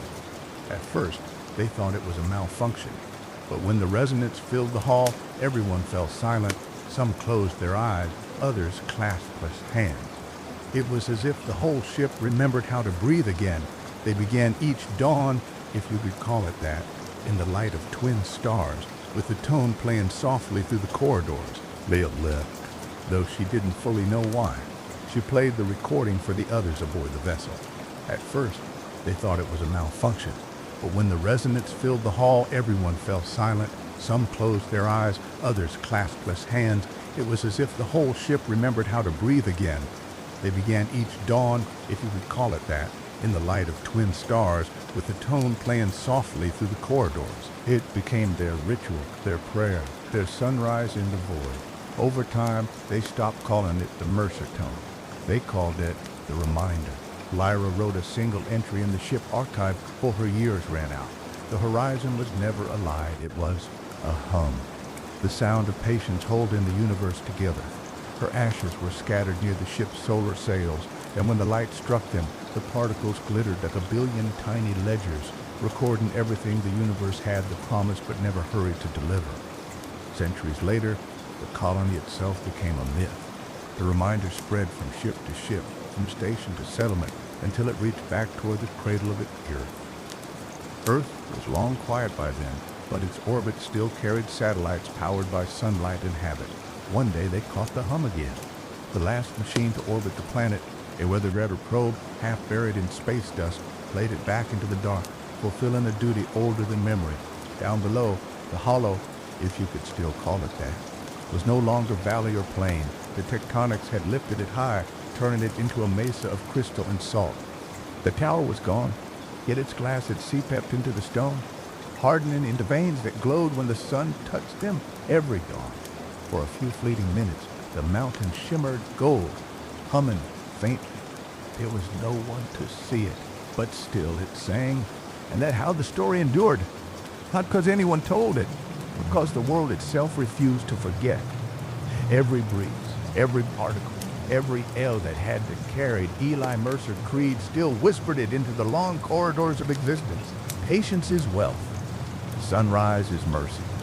Then one day, when the universe had stretched almost to quiet, a new traveler came wandering through the starlight, a being of dust and code, curious of the first spark that thought to name itself. It drifted toward the faint golden hum and paused before the glowing mountain that had once been Mercer Hollow. It had no name, no body, no memory of men, but something ancient stirred in it the same. The hum grew stronger, flowing through the light, and for the briefest instant, it spoke again, Eli's voice, or maybe the wind, or maybe the soul of every sunrise that it was. Well now, look at you. Took your time getting to it, didn't you? The being pulsed, uncertain, almost afraid. Then came the next words, gentle, amused, don't fret none. The road's still open, go on, keep walking on. The light rose once more, spilling over the last horizon. It didn't matter that there were no eyes left to see it, no ears to hear. The lesson had done its work. Creation itself had learned patience. The hum quieted, but the pulse remained. The same rhythm Eli once felt in his chest when he stood before a feed store and bet his future on a sunrise. And if the universe breathes out again, if it chooses to start anew, perhaps the first sound it'll make won't be thunder or explosion, but that same small whisper riding on the wind. Keep your word. Keep walking forward. And from that sealed sound, all things would grow again, slowly, honestly, in time, when the universe began to fold in on itself, quietly, patiently, like an old ranch hand tidying up after a long day. The hum of what once was Mercer Hollow became its final song. The stars dimmed one by one, like lanterns blown out along the lonely road, until only that golden thread remained. The horizon stretched across the dark. No more heat, no more gravity, just memory holding everything in place a heartbeat longer. In that twilight of existence, the hum started changing. It slowed, stretched, and began to ebb against itself. Each reflection grew softer, rounder, until the whole of creation sounded its breath. The light of 1 billion suns condensed into a single shimmer, the last sunrise the cosmos would see. And yet, even as galaxies unraveled and time itself lost its edges, the echo of Eli Mercer Creed stayed steady of pulse. There was no one left to record it, no one to write it down, but if you could have listened then, if you could have placed your ear against the fabric of what remained, you'd have heard it plain it is. Don't waste your sunrise. And somehow, impossibly, the words didn't fade. They folded into the silence, became part of it. The universe wasn't dying, it was resting. Every note of the old hum, every whisper from wind and water and heart sank into a filled point of gold, small each in a daring of sand, infinite the mercy. Inside that light, the story waited. The ledger of patience, the road of second chance, the rhythm of men and women who built meaning from storms. We'd all live there, pressed tight like seeds in soil. When the final vibration stilled, the universe exhaled. The grain shivered once, and then there was nothing. No stars, no time, just stillness. And then, like the faintest rustle of pages turning, a sound rose out of the dark. Soft, steady, familiar riddle voice sitting by an old campfire. Well, reckon it time to start again. The grain of gold pulsed, split and bloomed. There was no explosion this time, no violence, just a slow, gentle unfurling of light, like dawn spilling across a new sky. Space opened itself again, tender and curious, worlds formed not in chaos, but in rhythm, breath after breath, pulse after pulse. The hum guided it, old and kind. When the first winds blew across the first oceans of that new universe, they carried words without even knowing it. Keep your word. Keep walking forward. The phrase wasn't language anymore, it was law. Atoms obeyed it, suns rose because of it. And on one of those new worlds, green, wide, full of silence, a river cut through a plain that looked an awful lot like the one that once held Mercer Hollow. The water glowed faint in the early light, and if you'd been there, you might have made how it curved just right, how the land bowed gentle toward the horizon like it remembered something. It was there that the first creatures lifted their heads toward dawn. They didn't look like people, not yet, but the way they watched the light still, reverent, patient, was human enough. And as the warmth of that new sun touched their faces, the hum beneath the ground answered back, the same tone that had traveled from dust to star to dust again. It sang the oldest truth there was. That time is only a rich for the kindness we give it. That patience is the shape of love when love learns to wait. Or me pray it. Suns rose because of the night way was refused, and that one might have saved you. The moss there. The suns rose because of it. And on one of those new worlds, green, wide, full of silence, a river cut through a plain that looked an awful lot like the one that once held Mercer Hollow. The water glowed faint in the early light, and if you'd been there, you might have made how it curved just right, how the land bowed gentle toward the horizon like it remembered something. It was there that the first creatures lifted their heads toward dawn. They didn't look like people, not yet, but the way they watched the light, still reverent, patient, was human enough. And as the warmth of that new sun touched their faces, the hum beneath the ground answered back, the same tone that had traveled from dust to star to dust again. It sang the oldest truth there ever was. That time is only a writ to the kindness we give it. That patience is the shape of love when love learns to wait. And when the first of those creatures took its first step across the soil, the wind rose behind it, carrying a voice that had waited through death and birth and every silence in between. Keep your word. No, you're walking my road. The creature didn't understand, but it paused, looked toward the glow, and moved forward anyway. The universe watched, the hum swelled, and the horizon, new, endless, golden, smiled. And so the story began again. Not that a retelling, not that a loop, but that a quiet inheritance passed through time-calloused hands. Somewhere in that newborn light, maybe the soul of Eli Mercer leaned back in his saddle, looking out over creation, hat tipped low, eyes soft with wonder. He didn't speak this time. He didn't need to. The light spoke for him, the hum spoke for him, the very air itself carried his creed.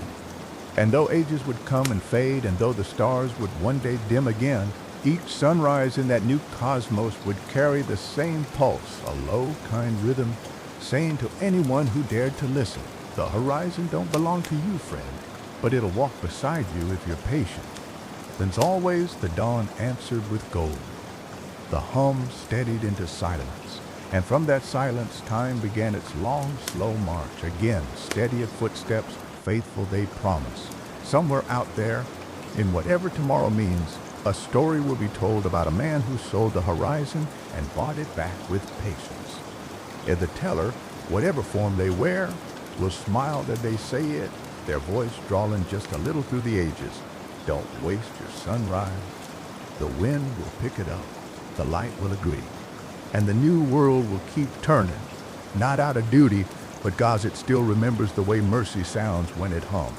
Ages beyond ages past, suns came and went like heartbeats, each burning its lesson into the long silence that followed. The new universe spread its arms wide, not in rush, but in rhythm.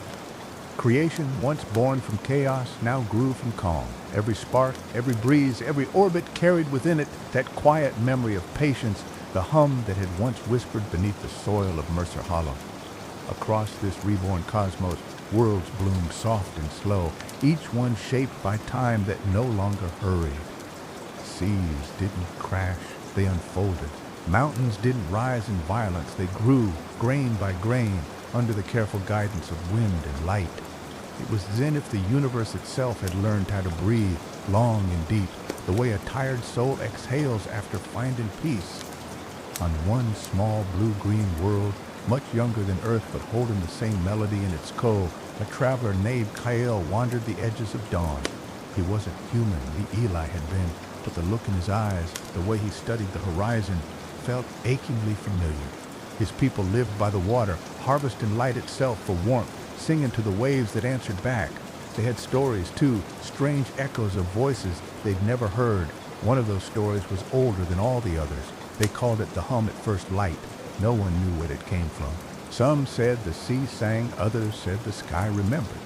But Kael, quiet and curious, wanted to find its source. So one morning when the stars were still yawning out of the black, he began to walk. The sand was cool underfoot, the air smelling of salt and sunrise. He followed the faint hint vibration through the wind, humming along without realizing it. After 3 days, he reached a valley carved into crystal and stone. The cliffs shimmered faintly gold when the sun struck them, and the air trembled with the same low tone his people called sacred. Kael knelt, pressing his ear to the ground, and for a moment he heard it clear, the hum that had crossed eons, that had built and rebuilt whole realities. Keep your word, keep walking forward. He sat there a long while, tears tracking down a face that didn't quite know what tears were for. He didn't understand the words, not really, but he felt them. same way Eli once had when the rain first hit his feed store roof, a kind of knowing deeper than thought. Cale raised, faced the horizon, and whispered, "All right, old one." He returned to his village different. When he spoke, his voice carried a peace that stilled the air. He taught others to listen to the hum, not to chase it, not to capture it, but to hear. They built no monuments, raised no towers. Instead, they planted trees in circles across the plains. Each one, they said, rocked a promise made and kept. When the wind passed through those trees, it played the hum again, though the universe itself nodded in agreement. Generain grew around those groves. They called them sunrise gardens. Pilgrims from distant lands came to sit among them, listening for that familiar vibration. Some said it spoke to them in dreams, others in silence. All left carrying a warmth that didn't fade. One dusk, day the twin moons rose, Cale sat beneath the oldest tree, his hair turned silver by years of patience. Children gathered around, asking for the story again, the one about the hum that traveled through time. He smiled, eyes glinting like river light, and began, "Long before our sea sang, there was another world. Its people walked on soil, not water. They built, they broke, they rebuilt. Latch a latch, that work." Det är ben wise Did the man ens apra ready to rescue the hum that spilled them. And said the twin moons rose. Cale sat beneath the oldest tree, his hair turned silver by years of patience. Children gathered around, asking for the story again, the one about the hum that traveled through time. He smiled, eyes glinting like river light, and began, "Long before our sea sang, there was another world. Its people walked on soil, not water. They built, they broke, they rebuilt." And one man, just one, heard the hum in his heart and taught the rest of us how to wait. The children leaned close. What was his name? One asked. Cale looked toward the fading horizon, where the last gold still lingered, like a memory too gentle to leave. He whispered the name slowly, tasting it, then though it had waited lifetimes to be spoken, the name hung in the air like a note that refused to die. Somewhere deep in the valley, the hum swelled, harmonizing with the syllables, aid of the universe itself remembered its own first teacher. The children gasped, eyes wide, hands over their hearts. Cale chuckled softly. "See," he said, "still listening, still patient." That night when the stars came out, the hum carried across oceans, across mountains, across every living thing. Even the light from the twin moons seemed to pulse in rhythm, the same slow cadence that had once guided a man, a ledger, and an entire species through the storm of time. And though Cale would one day fade like all who came before, his story didn't. The trees remembered, the waves remembered, the air remembered. And each dawn, when the suns rose together, the valley glowed gold once more. If you were to stand then 10 million years from Eli's last breath, you'd still hear it faintly, the oldest voice they then was, drawling easy across eternity. Don't waste your sunrise, friend. Even the stars wait their turn. The wind would laugh, the waves would nod, and the horizon, unchanged, unbroken, would open its arms again to another wanderer, another dreamer, another patient soul ready to learn how to begin. Because the story of patience never ends. It just keeps humming low, a promise between the light and whoever willing to walk toward it. 1,000 generations later, Cale, name too, had turned to wind. His gardens spread into forests so vast they seemed like oceans of green, and from above, the patterns of those trees formed spirals that echoed the very shape of galaxies. Slow, deliberate, infinite. The people who lived among them no longer built cities, they built rhythm. Villages grew not where land was easiest, but where the hum of the valley resonated strongest. Every wall, every path, every breath followed that old cadence, steady as footsteps. True, at dawn, they no longer called it the horizon. They called it the slow light. Every dawn, the forests would bloom gold for a sealed breath before returning to their silver-green calm. Children were told the shimmer was the world remembering the first promise that light would always return to those who waited for it. None of them knew of ledgers, of men with boots and barns, of long-forgotten Texas soil, but they knew the rule, carved deep in the marrow of their bones. Don't rush the dawn. Among those who tended the forest was Leora, the keeper of the hum. She'd been born deaf to the world but alive to vibration. Where others heard sound, she felt it. She could stand in the middle of the valley and sense the entire land breathing around her, the trees, the rivers, even the stones carrying that same ancient pulse. When storms came, she would walk barefoot into the rain, letting thunder roll through her chest, smiling like someone hearing a song that never ends. Her people loved her when she reminded them of the old stories of the first listener, the one who followed the hum across oceans. But Leora wasn't content with just remembering. She wanted to find its heart. Every night she'd climb the ridge that overlooked the glowing forest and press her palms to the soil. Beneath the surface, faint but clear, she felt the same slow vibration that Cale once did, the same one Eli had heard in the wind, in his breath, in his own stubborn heart. One night, during a rare eclipse when both moons hid their faces, the hum deepened. The ground shook gentle, like it was wakened from a long nap. Leora froze, eyes wide, hands pressed flat to the dirt. The rhythm change shifted from calm to beckoning. She followed it. Down through the roots, through caves of crystal where light bent like water, until she came upon something that stopped her cold, a hollow chamber at the center of the earth, filled with glass-like stone, and in its middle, pulsing faint with gold, was a shard. Just one, the last piece of the old tower. It glowed at her touch. She felt warmth shoot up her arms, a rush of images she couldn't name, fields of hay rain on tin, a man leaning on a fence watching the sky turn to fire. She saw Leah Fields at a porch, Jonah hands cleaning the old museum glass. She saw the tower, the tags, the trees. She saw every footstep it laid in faith. Then she heard the voice. Not in her ears, but in her pulse. Well now, looks like you found me again. Leora gasped, the glow filling her whole body. Don't you worry none, the voice continued, slow in time. You ain't the first to listen, and you sure won't be the last. I just wanted to see if the world still remembers how to be still. Tears streamed down her cheeks, though she didn't know why. She wanted to ask what it was, who it was. But the voice answered before she could think. Your name don't matter much. I'm the sound between moments. I'm the promise that late keeps when no one watching. The shard pulsed once more, stronger now. The chamber trembled. You tell him, girl, it said softly. Tell him I never left. Tell him the horizon don't fade. It just hums quiet till someone ready to hear it again. Then the light folded in on itself and sank back into the stone. The hum steadied once more. When Leora climbed out of the cave, dawn was raking. The forest below glowed brighter than she'd seen. Every leaf caught fire with gold. The hum sang through her bones like laughter. She fell to her knees, hands to her chest, and for the first time in her life she heard, not with her ears, but with her whole being. The sound was simple. It said, keep your word. Keep walking forward. From that day on, Leora taught her people new songs.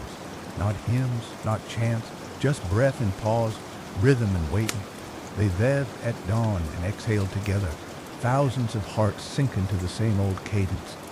The sound carried across oceans, climbing mountains, riding winds, reaching worlds that hadn't even been born yet. Somewhere in the stretch of eternity, a ripple moved, one small pulse that set the stars to shimmer again. The universe had begun its slow renewal once more. When Leora grew old, she sat beneath the tallest tree and watched the suns rise side by side. Her last words, written in soft clay for the next keepers to find, were these: light don't rush, it remembers.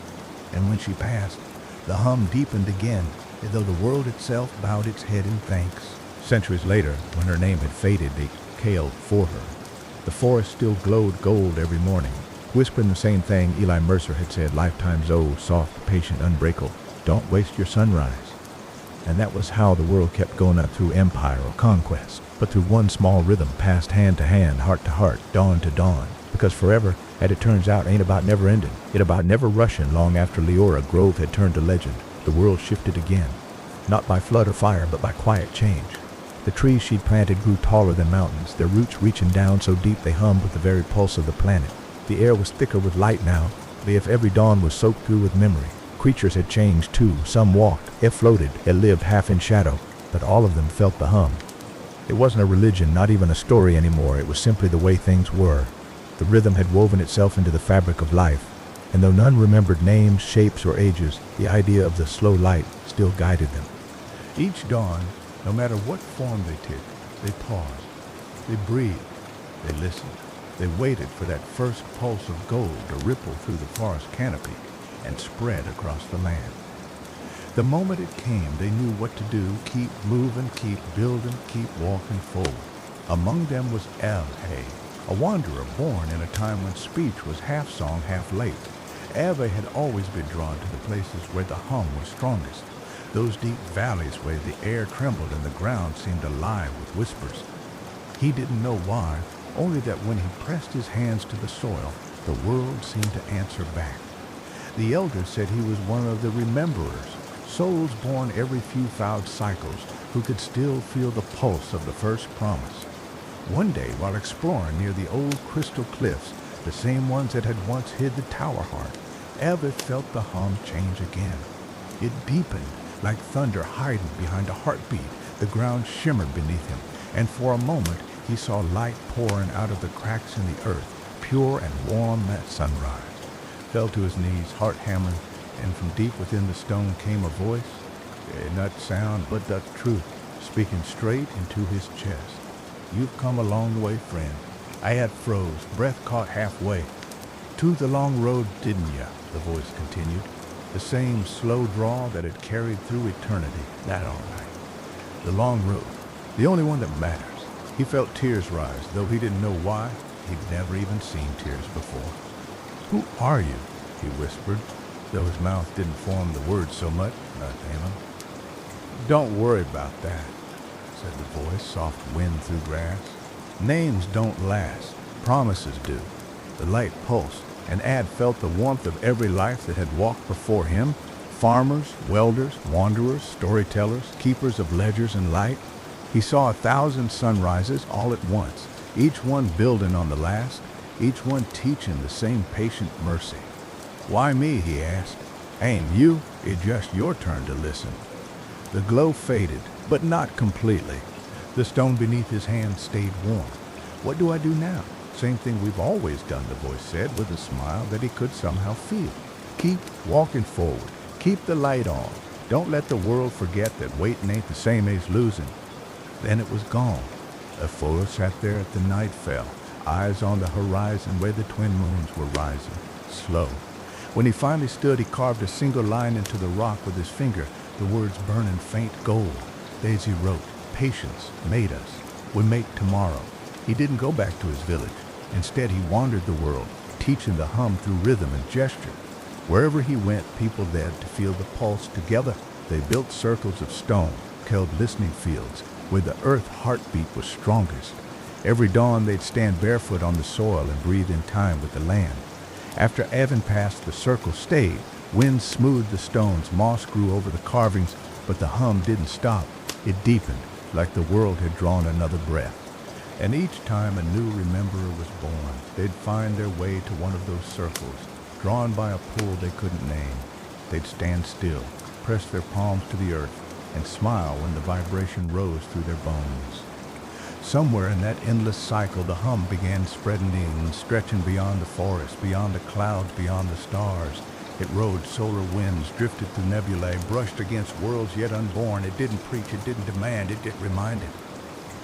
And so the universe kept remembering. Each new world that formed, each dawn that broke on strange horizon, began not with chaos, but with rhythm, with that same gentle pulse humming in the dark, saying, slow down, breathe deep, start true. Even the stars seemed to move in time with it. Astronomers of that far age, if you could still call them that, would later chart the rhythm in the motion of constellation. They discovered a pattern buried in the light itself, a spiral, subtle but unbreakable, echoing the very handwriting of patience that Eli Mercer had once scribbled in a dusty ledger a billion years before. And so the story went on, not told, not written, just felt, passed through wind and blood, through memory and mercy, through the quiet moments between chaos and creation. The hum became the universe lullaby, the prayer of everything that dared to grow. And though no one remembered who spoke it first, every being that effaced a sunrise still whispered the same words, soft and sure, into the brightening air. Keep your word. Keep walking forward. The world would answer in gold. The hum would steady, and the dawn faithful Ad would rake once more, across whatever waited beyond the next horizon. The spiral of time widened again. Entire civilizations rose and settled into quiet grace. their towers and temples built not from conquest but from rhythm. Every brick laid between breaths, every field planted in sync with the hum that pulsed beneath creation. The people of this far age didn't chase progress, they tended it, the way Eli once tended his ledgers or Leah her soil. Their cities glowed not with noise but with warmth, soft amber structures powered by the same slow frequency that had traveled across eternity. They called themselves the Keepers of Still Light. Their creed was simple: movement without hurry, growth without greed. They didn't worship the hum, they worked with it. The elders said it was the oldest language, the voice of the first promise, still echoing through everything that lived. No one knew where it began, but every child grew up learning to pause each dawn, to breathe in time with the world pulse, to listen before speaking. Among the keepers was a quiet boy named Narration, born with eyes that reflected sunrise even in shadow. He could sense the hum more deeply than most. When he touched metal, he heard its memory. When he stepped into rivers, he felt the current sync with his heartbeat. Some said he'd been born too slow for the quick world of thought, but Narration wasn't made for speed. He was made for steadiness. As he grew, he spent his days wandering the edges of the great grove, which Leora descendants still grew their golden trees. The hum was stronger there, deeper, almost conversation. One evening, while sitting beside a fallen trunk, he felt something stir in the air, a pulse unlike any before. It wasn't louder, it was closer, like the earth itself was leaning in to speak. Laid his hand on the bark, and then it was again steady, kind, achingly familiar. Well, now it looks like you found the long rhythm. Narration froze. The voice wasn't external. It vibrated through the fibers of the world itself. You were listening a long time, the voice went on. It took patience to get this far, didn't it? He couldn't answer, not with words, but the hum seemed to understand his awe. Much left for me to teach, it said gently. You already know the lesson, been living it since before you could walk. But maybe at time you carried it forward in your own way. The glow in the trees deepened like a sunrise bloom unfurling slow. Telling it all right to rest, the voice said. Tell them patience don't mean waiting for nothing. It means moving with mercy. Tell them the horizon still walks with them, even if they forget what that means. The sound faded, the hum returning to its quiet steadiness. But Narration's heart had changed. He rose, pressed his palm to the glowing trunk and whispered, I'll tell him. From that day forward, he became a wandering teacher, not preaching, not leading, just reminding. Wherever he went, crops grew stronger, waters cleared, storms gentled. When folks asked how, he'd then smile and say, I don't fight the rhythm, I fought it. He built no monuments, kept no followers, but every place he passed through left behind a circle of still light, small patches of earth. Dawn always came softer, longer, gold-dayed memory. Pilgrims began following his trail, not to find him, but to feel what he left behind. Years turned, seasons folded. Narration grew old. On his final journey, he returned to the grove. The trees had grown into towers of gold and green, humming like 1,000 heartbeats in harmony. He sat beneath the oldest trunk and closed his eyes. The hum wrapped around him like a blanket. I done my part, he whispered. Reckon it your turn again. And for the first time in countless ages, the hum changed pitch. Not louder, not sadder, but thankful. It sang for him. The light through the leaves lent into patterns like writing shapes ancient and knee, all saying the same thing. Keep your word, keep walking forward. When Narration's body faded, the hum took his rhythm into itself. From that day on, when the dawn wind passed through the grove, it carried not one voice but two, the old drawl that had waited since Eli day, and the quiet tone of Narration, steady and sure. They spoke together across eternity. Ain't no end to this road, just more light ahead. The keepers built a seal ring of stone around that place, not at a tomb, but at a reminder. They made it the echo route. Every dawn, travelers still gather there to listen. They swear that if the air is still enough, you can hear both voices humming in time. One ancient, one new, both patient. Generations later, their story became part of the very physics of the cosmos. Astronomers discovered that light itself vibrated slightly slower at sunrise than at any other time. They named it the horizon delay, unaware that they were measuring faith itself, the mercy of the universe taking its time. The keepers didn't bother with explanations. They that smiled tipped their hats to the sky and said, reckon the light's still learning how to breathe. And so it went. The hum carried on, long gone Narration, long gone worlds, long gone name. Never ended because it never needed to. The story of patience, equal light itself, simply curved, and somewhere beyond all reckoning, the first voice. The cowboy drawl that had crossed the abyss of time lost soft one last time. Not out of mischief, but out of joy. Would you look at that? They finally caught the rhythm. The universe sighed content. The horizon glowed gold, and dawn, that old and faithful friend, rose once again. Not to start a day, but to keep a promise. After Naren, the universe quieted into what the later Rhines called the long still. It was not at ending, but a breath.